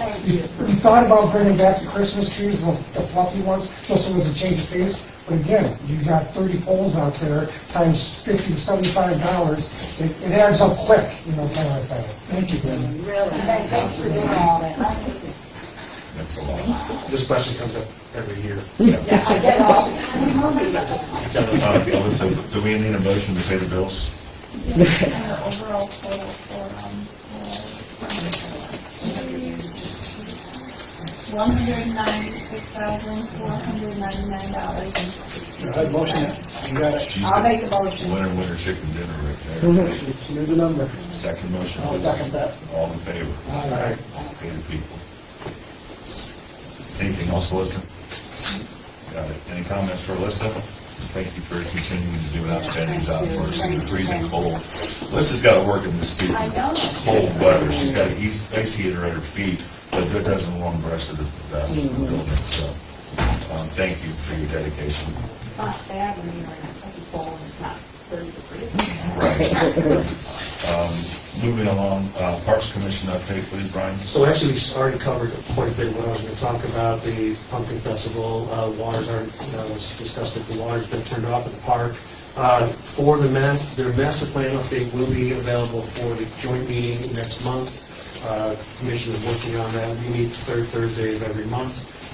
We are also in contact with the 4th of July for the semi-centennial. And the Civil War weekend, we're already starting plans for those events as we move forward. So the same weekend, right? So 4th of July is on the 4th of July, and the third weekend of July. I already marked it off, but I just want to always double check to make sure. Thank you very much. The only other thing is, from public comment, is the looking for an opportunity to have winter activities at the park. So I'm open to hearing from anyone who would like to volunteer to work on something for the winter. There is a sledding hill that is something we have, we could look at, not this year because it's too late, but, and then there is items left from the former years of ice rink that would be something that would require a fair amount of work and volunteers in good weather. The issue is that we've had winters that an ice rink just becomes a pond for somebody to drown in most of the winter. So those are the issues. I don't know how well that the wood has been preserved. There's like a 20, 25 years it's been sitting in a utility room. Is it worthy of just We were actually thinking about it just magically disappeared. So we have to bonfire. What about a winter bonfire? There you go. So we've got people to work there. So you along, burn it. For the solar eclipse, the idea of having a winter bonfire. But I'm open to hearing from anyone in the community that has an idea that they want to run with. Fair warning, you'll be in charge of doing all the work. Anything else, Brian? No, that's Any questions it. for Brian? And we already covered everything else. Okay, moving on, new business, code enforcement officer contract. Do you have any? So I do have the minutes from the October meeting. I'll pass them along. They're available. Everyone's invited. First Wednesday of the month, 7 o'clock here, Ewell and Lima. We are the third group in Livingston County. My wife says I've spent way too much time working on it, but it is a community group whose passions are designed to help the Lima community be better, have better health outcomes. Our three pillars are eat better, stress less, and move more. So I'm very happy to have anyone who has an interest in any of those, or any particular interest. If somebody has, we're looking for somebody who can do Tai Chi. We'd like to do a Tai Chi group. We're working on winter activities. And I will preface by saying that December 5th is National Volunteer Day. We will be announcing a volunteer fair that the Be Well and Lima group will be hosting for all of the groups in Lima. So that's what I have for that.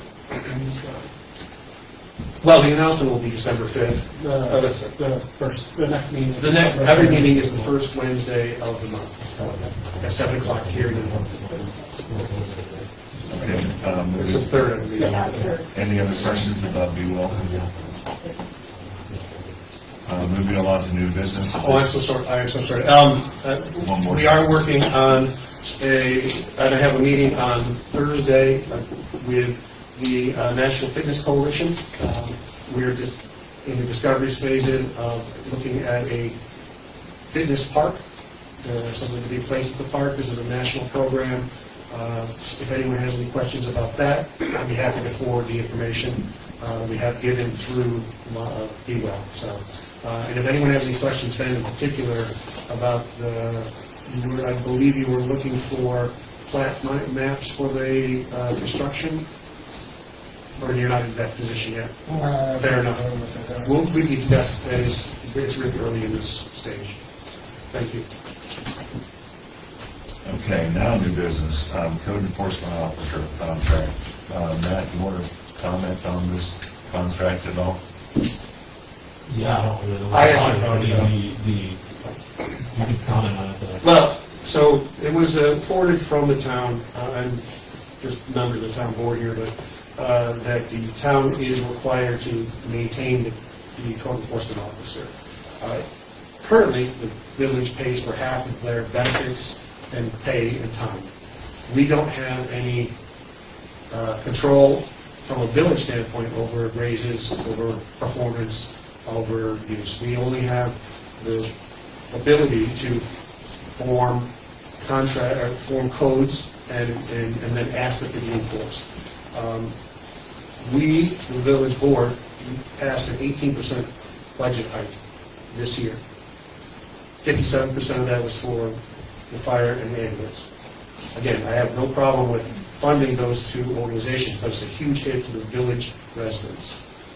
By asking the town by saying that we were not going to pay the $34,000 a year, half salary for the CEO. I think this is not about the performance, but about shifting the weight of the tax burden from the village to the A side of the town's budget. The budget of the town is an A side and a B side. The A side is everyone, including the town people and the village people, and the B side is for town only, outside the village. This would shift it from B side plus the village to the A side of the town budget.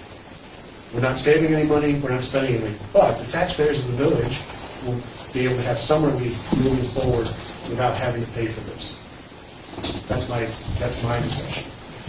Right, and then it was turned around to say that the village outrightly abandoned the code enforcement officer. It was spoken on the Sentinel, it was written in the Sentinel, it was written in an email that I have from Mr. Falk. And his intent was, I offered to take the code enforcement responsibilities back to the village, so it would help him on his budget, so that he can allocate funds to the ambulance. And his answer was no, it's already a done deal. He's maintaining the responsibility for the code enforcement. His intent with the agreement was that we, as the village, for $25,000 of the $30,000 we're saving, to the ambulance. Basically, the village would be paying twice and paying the town part, which I don't agree with. Is that what you understood, Mark? Absolutely not, yeah. Okay.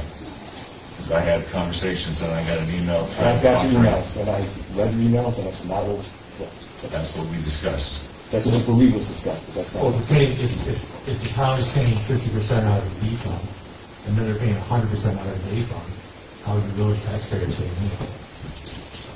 I'm not gonna get into the debate, I'm here to listen to the village board.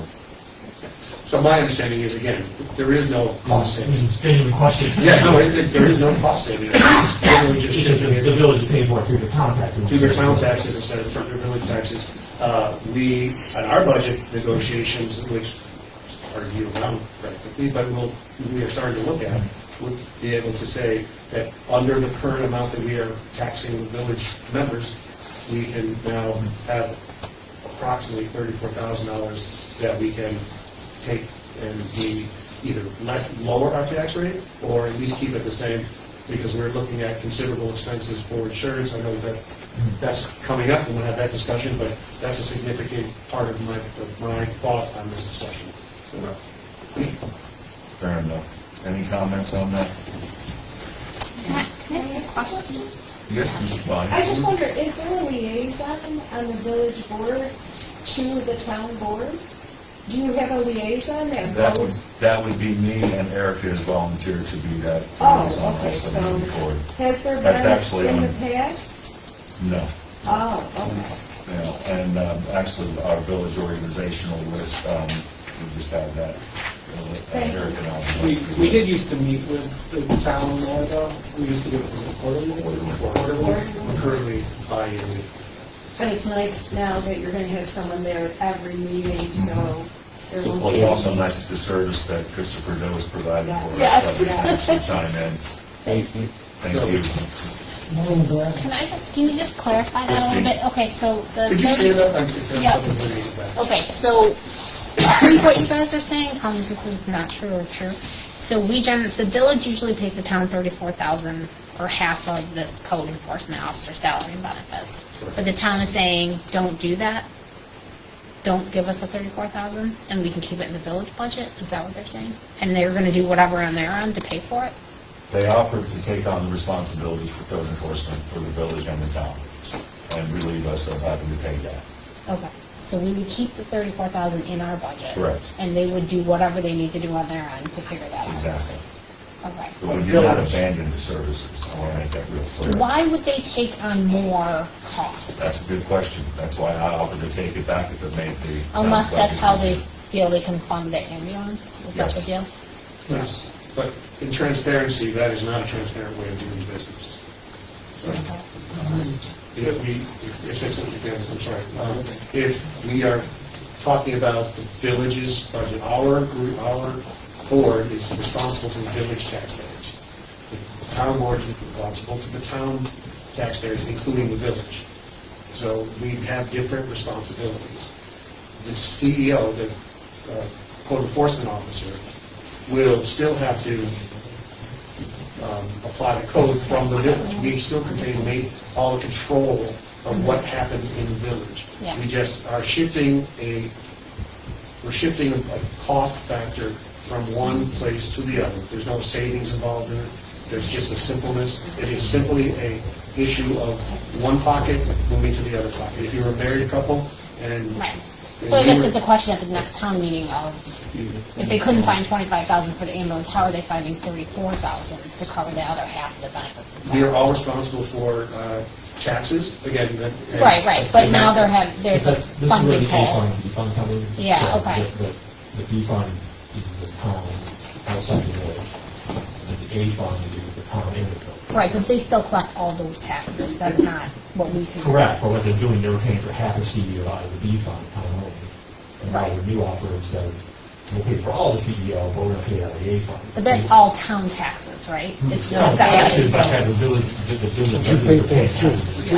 Okay. So, Okay. so by the village as a city may be saving on that tax. But it's still in their current Taxpayers are budget. still paying the same amount. Right, okay, but it's still To in the me, it's current no budget. usury, but I didn't even see the contract put out. Okay. I don't even know, this is just speculation, I mean, there's a This is contract. about understanding purpose. So, Okay. So we have to wait and see what the town budget's gonna be. the joint meeting in December with the town. Right. So it's just discussed, so. Okay. I mean, we'll see. I guess if we do have 34 and they're not gonna give the ambulance money, maybe that would be an opportunity to give the ambulance more money. Well, it's the entirety of the village budget, that would go back. We collect taxes from, that's all, taxes from you, a village person. Right, I understand how it So works. how that gets distributed would have to be, and we're gonna talk later about cost of insurance. It's quite possible that it could all be taken up by the cost of insurance. Well, wouldn't that already be factored into the current budget? It comes out in October. They just gave us new prices and we have to get ready. So that wasn't Our factored into budget's our like- budget? There is, but that's us guessing at what the percentage is that we're going to Okay. pull. We have an April to April. Okay. The town has a year budget, December to Right. December to January, Okay. January to December. So, and then, and as you know, if you're going to getting your personal health care right now, November is when Right. prices come out. So we have to predict, and predicting 20 to 30, anywhere between 8% and 28%. It's hard to know where to go. So, and we'll talk about that later. It would be, I mean, I would just like to put it out there for consideration if there is some savings there to move a little bit more towards the ambulance, if the town does not provide any in their budget. Right. Just like So put that's- that that is- open for that is- yeah, consideration. That is for next year's issues, but I understand it, yeah. So. we've Well, it's already not asked- next year if you have and it- savings. And I'll be honest, just so you know, I don't think ambulance has taken a great deal of the focus, but it's also the fire department. All of the emergency services are in need of Okay. money for equipment, so Yeah. it would be not just ambulance, it would be I both. understand. Okay, thank you. The good thing about the ambulance is they can actually make money, where the fire department has no income. No income stream at all. Just one quick question on this, John. So we pay 50% now. So we went into the A fund and the town took the whole liability. Then that cost would be spread over all the assessed value in the town. Right. Of which only about a third is in the village. So instead of village people paying 50%, we'd effectively pay about a third based on assessed valuation. So I don't know why the town would want to venture into this, but I wouldn't just completely discount it, because it looks like we get a decrease, less than the 34,000. And the reality is, for the village, we can just absolve ourselves of the cost. It is a requirement for the town to have the service, it's not a requirement of the village. That's my understanding, and Matt can confirm that or not, that we are not required to pay for this as a village. They're not. I mean, this is all just debate at this point. I mean, there's another problem too, that the budget's a little different, right? So you aren't paid to have a college this year. Capital our CEO this year. So, but yeah, I mean, I think it's going to be discussed at the board meeting, and we'll see what they're planning and what we've been planning on in our budget cycle coming out this spring. Obviously, We're going to decide all of this in 30 minutes. We have several other items. Ambulance capital equipment fund. That was my suggestion. I would like to suggest that going forward into 2026-27 budget line, that we add a line for capital equipment for the ambulance. We currently have one for the fire department, we call it the truck fund. I would suggest that we put our $25,000 in, and we give it to, we have earmarked for the ambulance into that equipment fund. This would allow the ambulance to use their operating money, which is variable and flexible, to use for operations instead of capital equipment. There looks like there's going to be a replacement for 2881 coming up, so some of the monies that the ambulance currently has can be used for that, but that would be my suggestion moving forward. There's a stable base for equipment for the ambulance as opposed to intermixing it with the operating funds that they have, which are so cool. And Meg mentioned this earlier when she was talking to us about creating a separate fund for it, so. So, I'm confused now because the ambulance does have a reserve for their ambulance itself. So, they have a reserve for the ambulance, and that's purchasing the ambulance. That's what we did And last then year, right? they used half out of reserves and then half out of their fund balance that they have. And then they have a building reserve. So when you say equipment, are you mean, I interpreted that you would want it to be as like any additional equipment that they may need to purchase, but are you meaning you want it for different equipment or to go towards increase what's already being put into their ambulance? Well, it would be for the ambulance. So I think that capital equipment, anything over $1,000, $2,000 is a serious expenditure regardless. But we found that as a group, we have outstripped, the cost of the equipment has outstripped inflation by 50%. We've come up short with the fire trucks. We've come up short with the cost of a new ambulance that went to the Lima.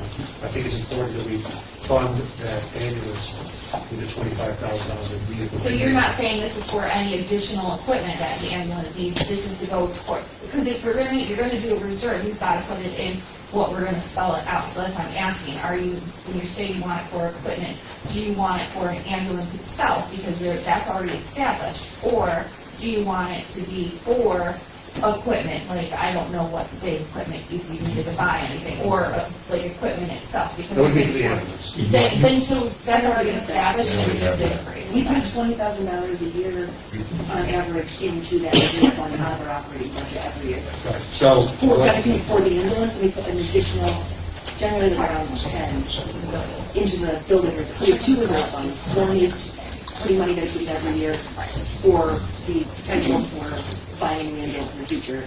And the other one is to, I always say it's to put a new roof on the ambulance base, because I presume that's going to be the next big thing on the ambulance. But we already put about $30,000 out of our operating funds from the billable insurance every year into that.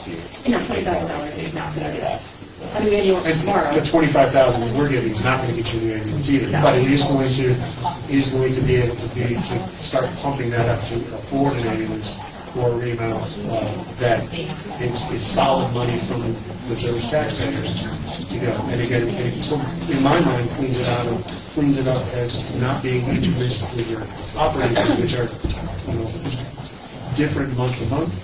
It just gives you a basis of, this is what we have from the village taxpayers to buy a new ambulance. It simplifies it. So instead of having the money as it was earmarked for looking at the staffing project, it's going to go into the reserve fund to be looked at more on equipment and capital. And allow your operating budget to fund your staffing. Doesn't that kind of link what we're going, what you're saying? Yeah, I think it's a question more for our advisory committee. It's worthy of contemplating for sure. But I also think that it may be more palatable for our friends on the town board to understand that their money is going into a singular fund as opposed to being operational. So that's, again, this is a discussion. Okay, yeah, I guess no one had brought this to my attention, I just saw it on the agenda, so I thought it was curious, so I stuck around. But, I mean, Alyssa and I work really closely and look at the budget on a regular basis. We can divide out and we can make more lines, we talked about that a couple years ago. For the most part, I take that information from Alyssa, and then I put it into individual budget lines, and then you guys get that information back from me. Right. And the advisory committee, I'm assuming, is gonna play a role in doing some of that pieces of it. I think it needs to definitely be looked at with a broader scope, because I have concern about if the way that it's been brought to the public and the expectation of things, putting the money in and earmarking it for capital expenses isn't the way that it was originally presented. I think it's a little hazy. Not impossible. I think it's hazy. Messy and unclear lines are definitely not what the public's looking for. Yeah, from the public side, we talked about this, we talked about staffing, we need to have a certain amount of people available. So when we were talking about at when you did that Sunday get-together, we talked about, if we're talking about 25,000, where I was coming from, is to put it in a line item for staffing. Should be a payroll account. Should be a payroll for funding like staffing. Because if you start saying if you say one thing and then you start shifting. Actually, if you're going to just ask to stand up and announce yourself, please. Yep, so Scott Beckness, and so that statement, we talked about where it was pitched for, hey, we need staffing for a certain amount. So if you start changing that presentation and then start putting it somewhere else and we don't see a line for staffing because that's where the crisis is at, then us as a public start to kind of get concerned for the future. The issue in my mind is that it is, I understand your point, but the village is now interjecting itself into hiring people. And that is a much messier issue than buying an So just real quick though, I think we're getting a little too far ahead of ourselves right now on this because there's not still that staffing plan in place. So let's worry about that later. As of right now, even if you were to look at the budget, you don't see a line for staffing because you don't know exactly what way we're going to do it. So if you end up and go with a contract, it's going to go out of your .4 account, your contractual line. However, if once we look deeper into this, if it's more cost effective for the staff to actually be Village of Lima employees, which that's a whole other thing, again, it's cost related, then at that point you would see an actual .1 line, which is for payroll. So personnel services. So as of right now, if you look at the way that it is, you see that we gave them $25,000 and also but it doesn't actually say that there's a payroll line in there. And back at the budget, when we did our budget hearing at the beginning in our budget workshop session, it was also discussed for this fiscal year that regardless, the village was going to give the ambulance $25,000. But, and you were there for this too, everyone was here, it was also noted that if for some reason it did not get through this fiscal year, the ambulance was still going to have that $25,000 regardless. So as of right now, it doesn't show anything for personnel in the ambulance fund. It shows an interfund transfer of $25,000, and we increased her, actually increased the equipment line .2. So if staffing didn't get in place, the ambulance still had that $25,000 that they could use for other equipment that they needed to purchase. So there's a lot of other things that go into this where you're going to actually see the $25,000 for personnel services with however your liaison group decides that they're going to do this. There's several scenarios that need to be created and looked at. John Case is with us today. He's the supervisor-elect, and he'll be one of the people that we'll be working hand in hand with in the future. But we've got to look at all the opportunities and all the angles and different funds, and how, if this is affordable, we got to have we just have to have more conversation about it and make sure we're doing the next right thing. Steve? Well, I gotta agree with Scott, because as a taxpayer and what I'm dedicating, you're getting $4,700 this year for me after taxes. We've got it all worked out. The town is gonna get a check after my 2 checks once a month. But I want to know where that money's going. And if I'm dedicating to her need for personnel, I want to definitely know that money is going for that. And the dedication is still there. I'm doing it this year. I hope it all works out. And I hope maybe other people take interest and can maybe do something too to help. Well said. Then, Steve, I'm going to suggest that until they come up, that there is a set plan in place. I don't want to touch your $4,700. So please do not, until there's a set plan that you can see that, yes, they are getting paid, because you want to know that it's going towards personnel. Correct. Don't give me that check then until there's everything, the T's are crossed and the I's are dotted. So. And again, that's the whole purpose of this advisory committee. It's not to restructure the entire ambulance, it's just to create the different funds, the different accounts, to allocate the taxpayers' money to do what we can with it. And if it means we get 2.5 days out of it, so be it. Then we look at 1 year and evaluate it. If it works, it works. If it doesn't, how do we fix it? Right, and I know you have nothing in front of you right now, but is the intention, maybe with this group and working with Meg, to have something put in place by February, March? Is there a goal right now put in place? I'm shooting for Jan 1st. All right. I'm shooting for Great, Jan 1st. that's good to hear. Yeah, the people that I've been contacted with, our first meeting is Monday night. We'll have a powwow session, everyone at the table, we'll spitball some ideas, maybe make some subcommittees, and find out where the real needs are, Meg's gonna provide us with the financial breakdown of what she's already been doing. We're not reinventing the wheel, we're just perfecting what we're gonna do. What's it gonna take for the community to help sustain a paid part-time staff to lessen the burden on our AMGs? Yeah. Matt, where are we with the 501c3? Is it, we're still waiting to see. It's fine. Oh, you're not, yeah, it's No, not. it was in my report. Yeah. We're finalized. Oh, it did finalize. Yeah. State. It's finally up and running, the state's on it, it's completely set up, so. And that's another check. And our board's been meeting regularly and working on things. And that's another check the box up, idea. I mean, if we start doing some fundraising like the fire department does, we get an outstanding, contribution, we can hire more people for more hours and lessen the burden even more. But that's what we have to have, a collective plan and a smart plan, something that we can count on. Meg, did you have something else? No, that's all. Okay. Any other questions? Can we move along, please? ALS charge rate with Honeyland Falls Market. Honeyland Falls Market. Hopefully not putting the marketplace right at us. So that ALS charge, Honeyland Falls Market, volunteer ambulance. We pay $300 for paramedic intercepts from them, $225 from Livingston County. I had a brief conversation through email with Meg. My understanding, Meg's understanding was that a few years ago we were going to approach them about those charges and see if they could be negotiated differently. I'm not sure that they can, but I don't think we had a resolution of that negotiation.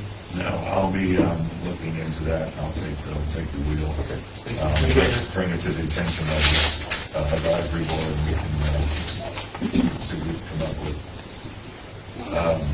We have an inter-municipal agreement for equipment, machinery, services, and shared extensions. Yeah, I just need a signature on this, so we sign this every single year. It's for, it says, the shared services with Livingston County Highway Department for equipment, machinery, tools, and services sharing. Yeah, there's no cost to it. It's pretty cool for my sign. I'll motion that Mayor Stupidus can sign the inter-municipal agreement for equipment, machinery, tools, all that stuff. All in favor? Aye.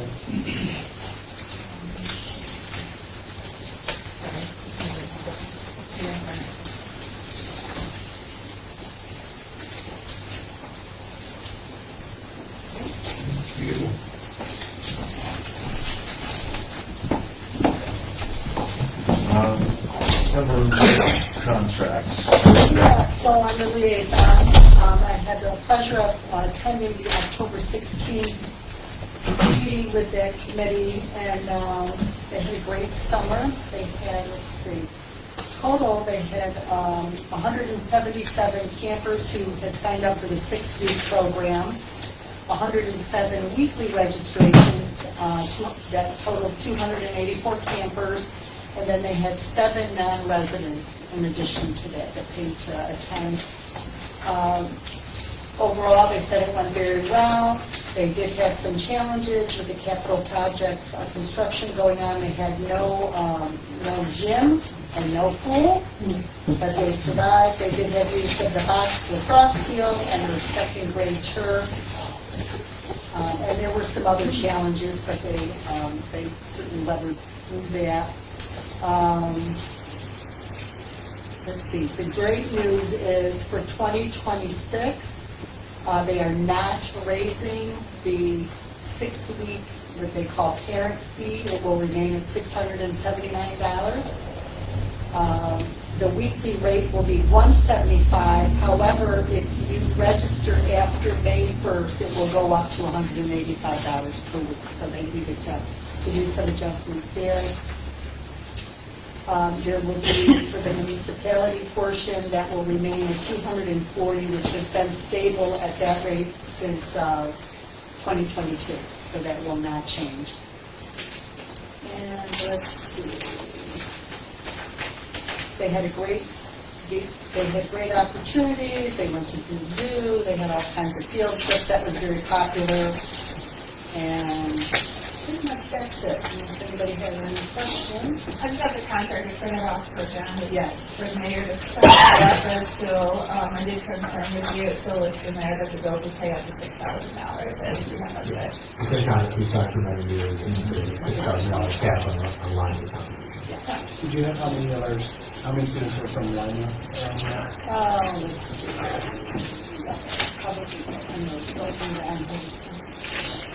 I didn't see where it said Lima. Let's Second to see. last page. We had village 14 campers for the subsidy that Lima paid.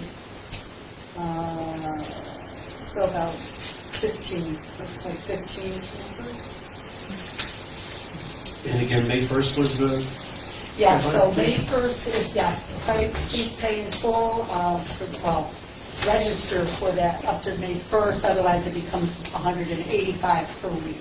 Or the weekly, that's for the weekly rate. Can we get that onto our website?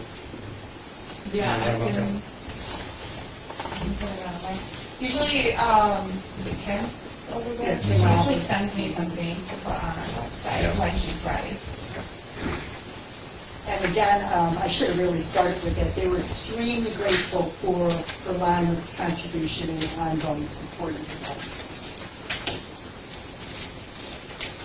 Awesome, thank you for representing the village, Erica. I just need approval for the summer. Motion for approval for the summer rec league. Yeah, motion that mayor please can sign the summer wage approval form. There's a second. All in favor? Aye. Opposed? So moved. You need ink on that.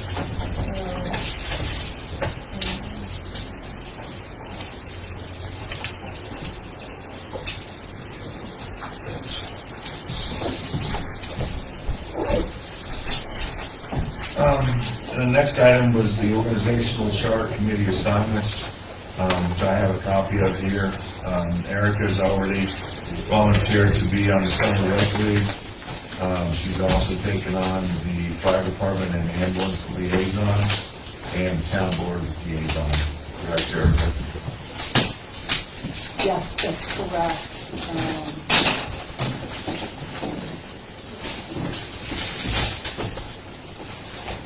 Sorry, what were those ones? Fire, ambulance, town board, and summer rec. I had actually had a conversation earlier with Erica in that it's my opinion that the fire and ambulance, being that the ambulance has such a considerable amount of work to do, that perhaps it would be best if another person took over the fire, allowing Erica to work on the ambulance, or even two people to work on ambulance. Yeah, well, I know Erica and I are gonna tag team on the ambulance. Okay, so Would you be comfortable feeling with the Yeah, fire? gosh, yes, I certainly would. Yeah. If you want to put me and Josh? Yeah, sure. Again, I think the EMS services, both of them really require a lot of attention right now. Great suggestion.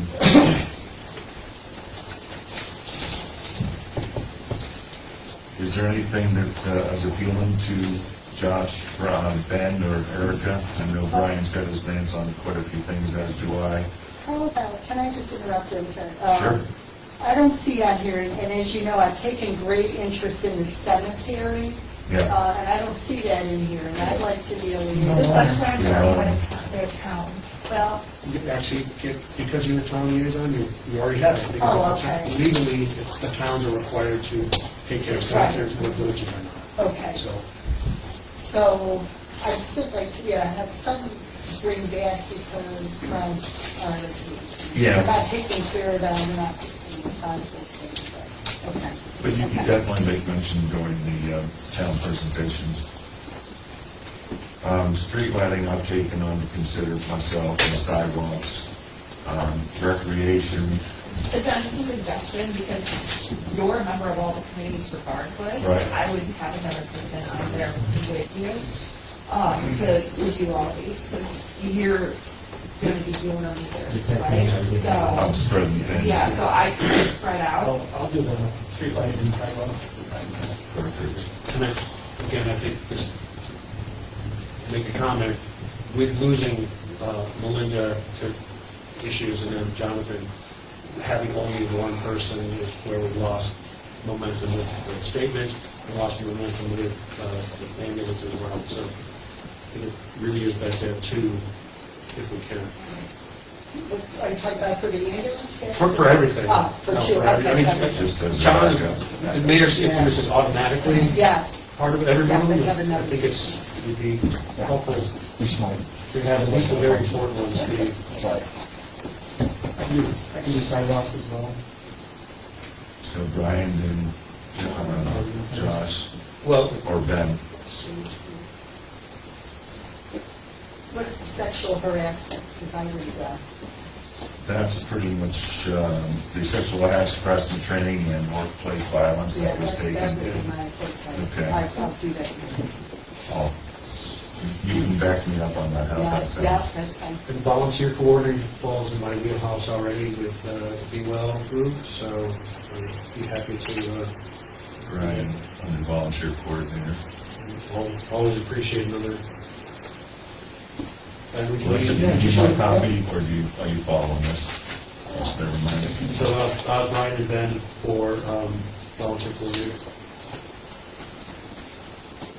Okay, and I got Erica and me for sexual harassment. How about shade tree? I don't know much about shade trees. Benjamin? Yes, sir. You like trees? I do. Oh, I do too. What's shade tree? What is that about? Just shade tree, planting new trees, Arbor Day events, Oh, things like that's that. environmental. I'll do it with that. Shade tree, Eric and Ben. I'm putting you down, Ben, for shade tree. Put me down, John. Yeah, I got you, Eric and Ben. I need, Did someone take recreation? Not yet. is that under Erica for working with some directly too? Oh, that could be, And Now, Josh, you want to be a co on recreation, you and Erica? Sure. Planning and zoning, I think those planning, zoning, inspector of trailers are kind of fixed together. yeah. You want to dive into that, Brian, or? Yeah. I'm gonna put Ben with you on that. Yeah, so how about we make Ben, Ben, are you comfortable with that, planning and zoning and inspector of trailer parks? Yep. Since you got one across the Ben, street. and I'll be your second on that one. How's that sound?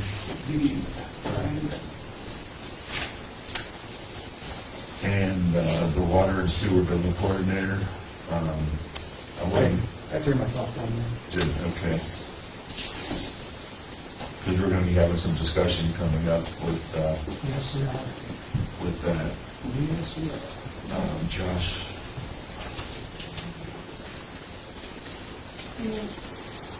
Okay. Say again? If I need that group, somebody in the liaison, which is all liaison, if Tuesday is by there, unless I could be here. Is that down here? Yeah, it's like, 6% of, the inspector, Oh, there it is. CEO liaison, someone specifically applying for that. Aside from me, anybody have interest in, pairing with me on that? Yes, me. Ben? Outstanding, thank you. Speaking of. And goes with myself for building inspector, CEO liaison. I think we got them all. can I just ask Brian, this says historic preservation, what is it that you do? regards to that? That's the Lima Historian, Lima Historical Society. Because I'm on the board. Can we get her down there? Yeah, sure, we both for that. It also does liaise with the towns. Historians as well, so work with them in the past. So if you'd like, we'll put you on there. I think it's always a good idea to have two people on these things, so there's at least some coverage. And Erica, I'm not trying to overwhelm you, but I would love your help on downtown revitalization. Yeah, please, that'd be good, because that's gonna go into my plan. John, for the grouping of new PR village office liaison and the senior outreach, I would like to be your second on those. Senior. So it's above the building CEO. Gotcha. Done. For Golden Agers. Golden Agers, which I go to, and liaison. Yes, I am, sir. 55. Anyone in the audience that's 55 or older? Vacancies on Lima Golden Agers. No, I can send it to you. Okay. Well, thank you for stepping up and helping everybody. Thank you guys for that. Okay, 2026 insurance. Okay, I'll take this one. All right, so insurance, health insurance, always a fun one to go over. I got tons of notes and numbers and everything else. I'm just gonna highlight it and get through because the ending is a lot better than the beginning. The beginning, when I first say it's gonna be sticker shock, your eyes are gonna pop out, but really, at the end, that's what we wanna focus on. All right, so, normally, when we do our budget and go through there, we expect the plans to go up somewhere in the 10 to 13% range. Those are the ones that you look at, go, okay, that's what they do, there's nothing you can do about it. So there's been years they've been 6 and 8, there's been years it's been 15, 16. Once they start getting above 15, 16, we gotta start looking at things, right? Now, we don't wanna take benefits away from the crew, because the crew, we don't do really good with the salaries, everything here is for the benefits.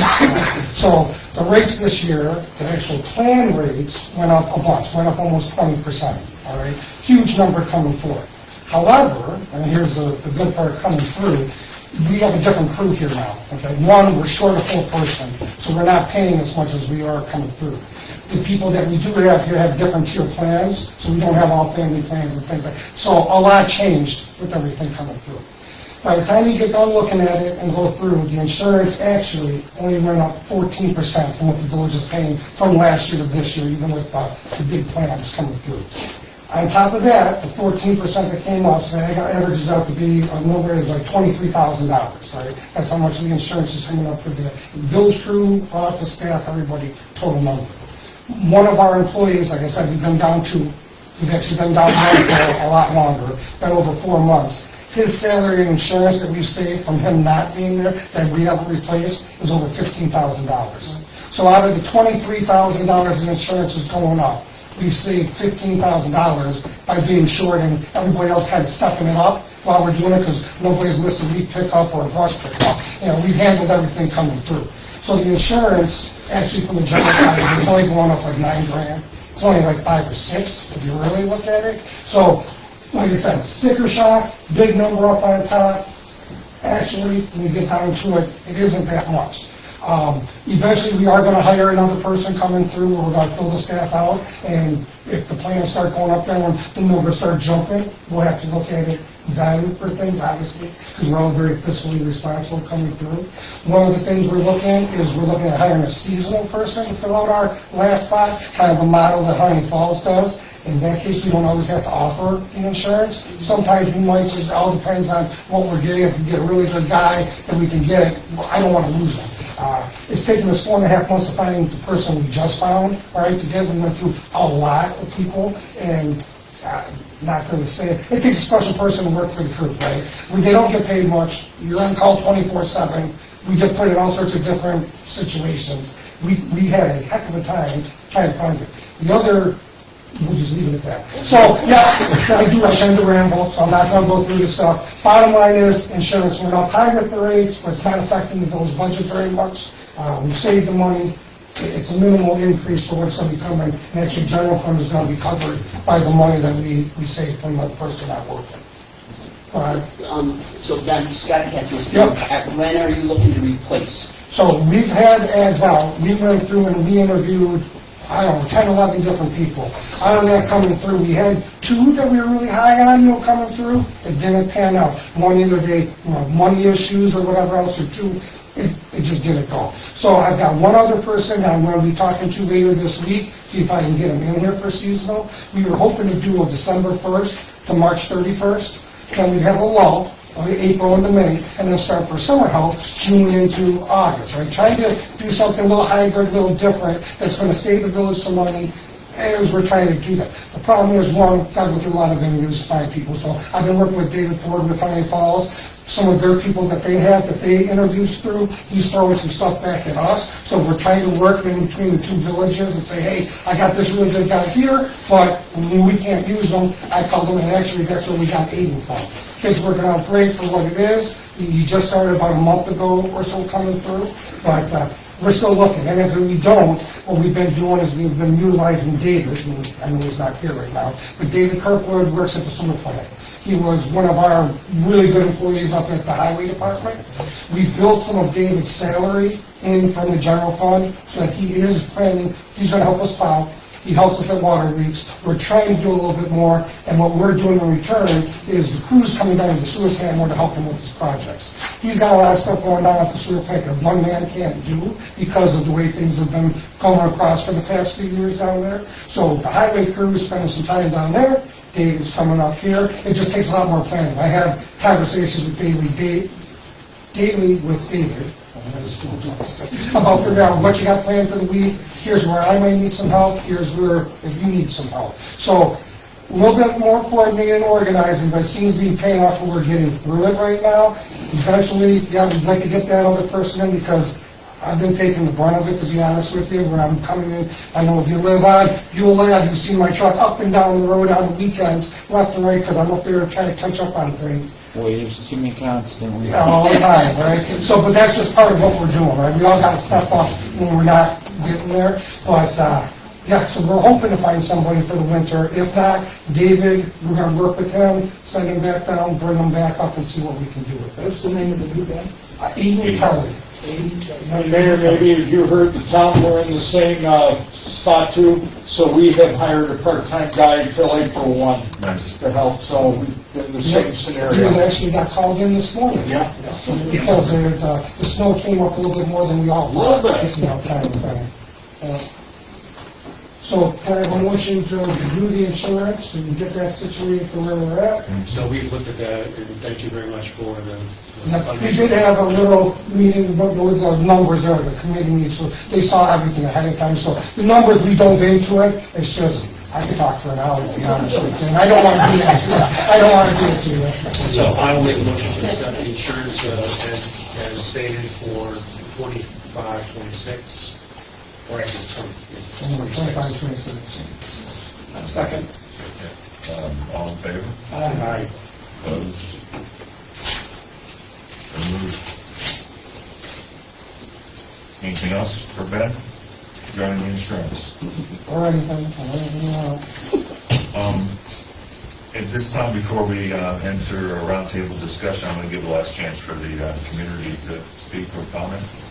Sure, we'll go ahead, John. Just a quick, Brian, I know you're in charge of the EV charger. The last couple of times I tried to charge there, it hasn't been successful. It'll say start charging, the current will start coming up, and then it'll say charge session ended. I tried both sides of it, and might want to just check it. We'll check it, so the village don't own the charger. We contract with the company. It used to be EV Connect, and now it's Synergy? Yeah. Synergy. But this is first I've heard that it's not working, so I'll reach out. When was it the last time you tried? This afternoon. Okay. And when did it, I'm just curious so I can get more information. When did it start? When was the first time it happened? First time it happened was at the town board meeting, so it was a week ago. I tried my car there, and because I came back and I said, you're going to get $4 an hour for sitting here, and they didn't even get any charge. Did it come up as EV Connect? Or? No. It should have been Synergy. It's Synergy. Synergy. I have the app and the whole thing. Okay. I guess the other issue in the long term is if the town's putting 4 chargers in over the library, you might say, well, if this isn't cost effective, we got 4 over there. That's why we sent it off. So the reason that it was it's cost neutral, there's no cost to the village of Synergy, but with Synergy, now that they've taken over, they don't want to pull something that they could potentially make money on, and they have said that when they're in control of it, there's better chances for them to upgrade it as well. So, but either way, let me reach out. If it's not part of it's revenue neutral, just leave it there. Yeah, all it's doing is taking up 2 spaces on. If it works, it's convenient. Anytime I come to a meeting, I plug in, and everybody, I'm now paying for it. You know, that's been a big thing on the internet. John Waddick plugged his car in, and it was free. I got about $15 of electricity over those 5 years I did it. But I'd like to know why it's happening, so I'll reach out. Thank you for reporting. Anyone else? 3 important dates people of Lima might be interested in. 29th of this month, I believe we're having a tree lighting out front. The 13th of December is breakfast with Santa at the firehouse, free breakfast for families to bring the kids to. And then Santa will be at the library here in Lima on the 20th at 10 o'clock. Breakfast with Santa again was when? The 13th at the firehouse, and And what time is it? that starts at 9 o'clock. I think it's 9 to 11. Yes, that is correct. Yep, and she's one of our special cooks usually. I've been there before. Yeah, a couple Test times. testing. And then again on the 20th at the Lima Library at 10 a.m. I understand Mrs. Claus might be with you this year at the. With who? I have no idea what you're talking about, sir. I'm in the witness protection program and I want to stay there. I understand Mrs. Claus might be arriving. There you go. Santa. And touring the downtown district. Great. Roundtable discussion, Mr. Van Delswood. Oh, excuse me, I'm sorry, Mark. Is the board going to do anything with the water agreements, or is that something that you just go ahead and sign? The water agreements are still being reviewed, aren't they? We're making some adjustments to them. The town's already adopted. The town has adopted. You want to sign something? I think that was the intent of Jason being here, that's the reason that's what they could be signed. Let's make a motion to do So that. having had an opportunity to Mark. really look through them, I will make a motion to accept all 4 resolutions for the Water Authority to be signed by the mayor. Second? Ben's gonna back up to this, Ben, second Ben, all in favor? Aye. Opposed? So moved. I'll get them. Ben, did you have anything to add for roundtable? Ms. Erica, you have the floor. I do. I do have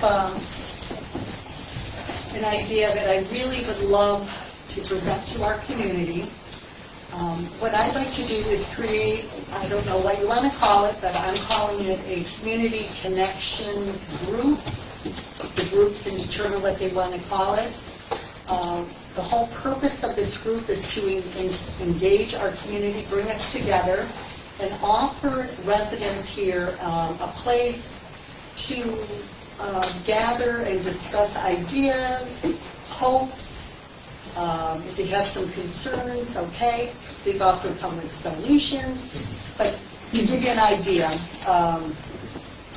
what I've noticed about Lima is there's really some awesome people live here. They're creative, they're passionate, they want to see the community be alive and thriving, okay? So let's create a group where people can come and bring that passion for ideas like, for instance, maybe bring back, for those of you who remember the old welcome wagon days, we have somebody new in the community, I know when I moved here, my husband and I moved here, we had our neighbors knocking on our door, bringing us food, you know, a card, here's my number, you need anything.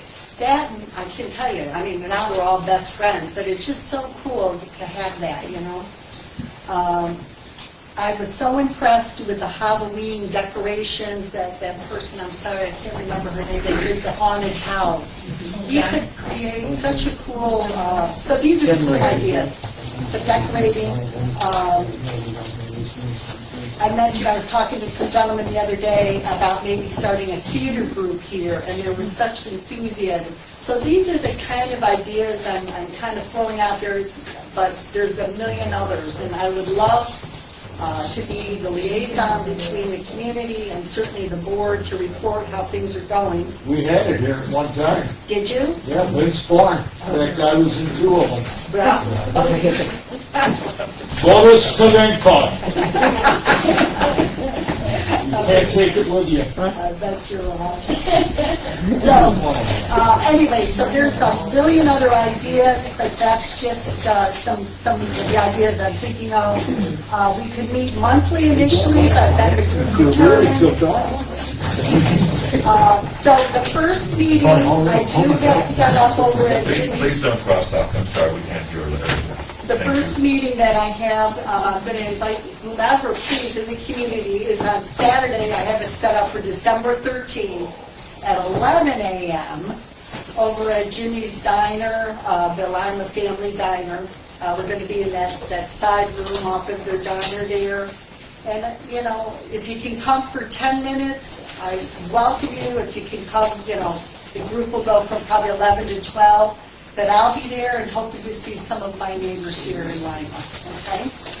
And then just to also share with you, I don't know if you've seen or maybe you've been made aware that on Saturday, November 29th, is the tree lighting ceremony that Rotary sponsors that. That will start around 6 p.m. or dusk with music, singing, holiday parade, treats, and more.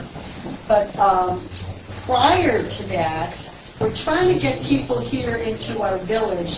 So starting from 3 to 7 p.m., we're going to have a holiday artisan fundraising event in the town hall here, second floor. If there's no heat, the backup is the ambulance-based center, but I'm trying by then there's some heat in a couple weeks. And this fundraiser will be for the Lima Historical Society, the Lima Volunteer Ambulance, as well as the Lima Food Pantry. There are local artisans. I have about 12 people that are very interested so far. So if you are an artiste in our community or beyond, please email limalovesevents@gmail.com and let me know, and I can get you a vendor's form. It's very, very reasonable. But also we certainly want to promote shopping at the We Shop, Crossroads Antiques, visiting our local restaurants, and just being a part of our village charm. We're going to have local artisans raffling baskets, so if anybody wants to donate a basket, again, limalovesevents@gmail, and a 50-50 raffle. So that is coming up. It's going to be a lot of fun. So thank you. And Erica initiated the artisan program up in the town hall. I think it's going to be a great It idea. is. It's going to be so cool. I got so many cool people. We'll invite people to come down a little sooner than just a 30-minute visit to see Santa hand out. Santa hand out some candy canes, but to get some good community engagement. So great job, Erica. Thank you. Do you have anything else to add? For now, I'm good. Thank you. A couple of very quick things. This past week, we received 2 signs from the BVA Committee of Livingston County. They are outdoor signs that we asked to be placed somewhere. So good thoughts, good thought for these 2. They're reflective highway style, but there's 2 of them. Other communities have put them as welcome signs, but we have 4 ways, so I'm not sure where they're going to put them. I'll reach out with that. You also received 2 climate smart plaques. I'm sorry, they're actually in Melissa's office, and I didn't bring them with me today, but Those are for the Climate Smart initiative that the village has achieved a bronze award for. So those will be hung in the next few weeks. There's also a sign out in front of the town hall and at Mark Dutch Park, Resilience. It's Livingston County Initiative for Suicide Prevention. If you would take a moment to take a look at that on your way out, and if anyone's in need, please let them know that they're not alone. One other ask is that Mark Tubbs Park, if anyone's on Facebook, for those of you who don't know, I'm Mark Tubbs Park on Facebook. We have 968 followers, with 967 earlier. We need 32 more followers to reach 1,000. There is algorithm issues that Meta will provide for those 32 people. If you can tell your friends to follow Mark Tubbs Park, it gives us more exposure. Thank you. I have one last thing, and then we'll adjourn. I have been honored with the job of being a judge for the National Society of Daughters of the American Revolution. There are 4 applications for DAR Good Citizens Committee. And so I'll be reviewing these, and I will post the names and the awards as they are appointed by the Daughters of the American Revolution. I just got that back today. Pretty cool. Any other comments? Motion to adjourn? Motion to adjourn. Motion to adjourn to executive session. Thank you. Second? All in favor? Thank you, everyone. We're tolerating the cold.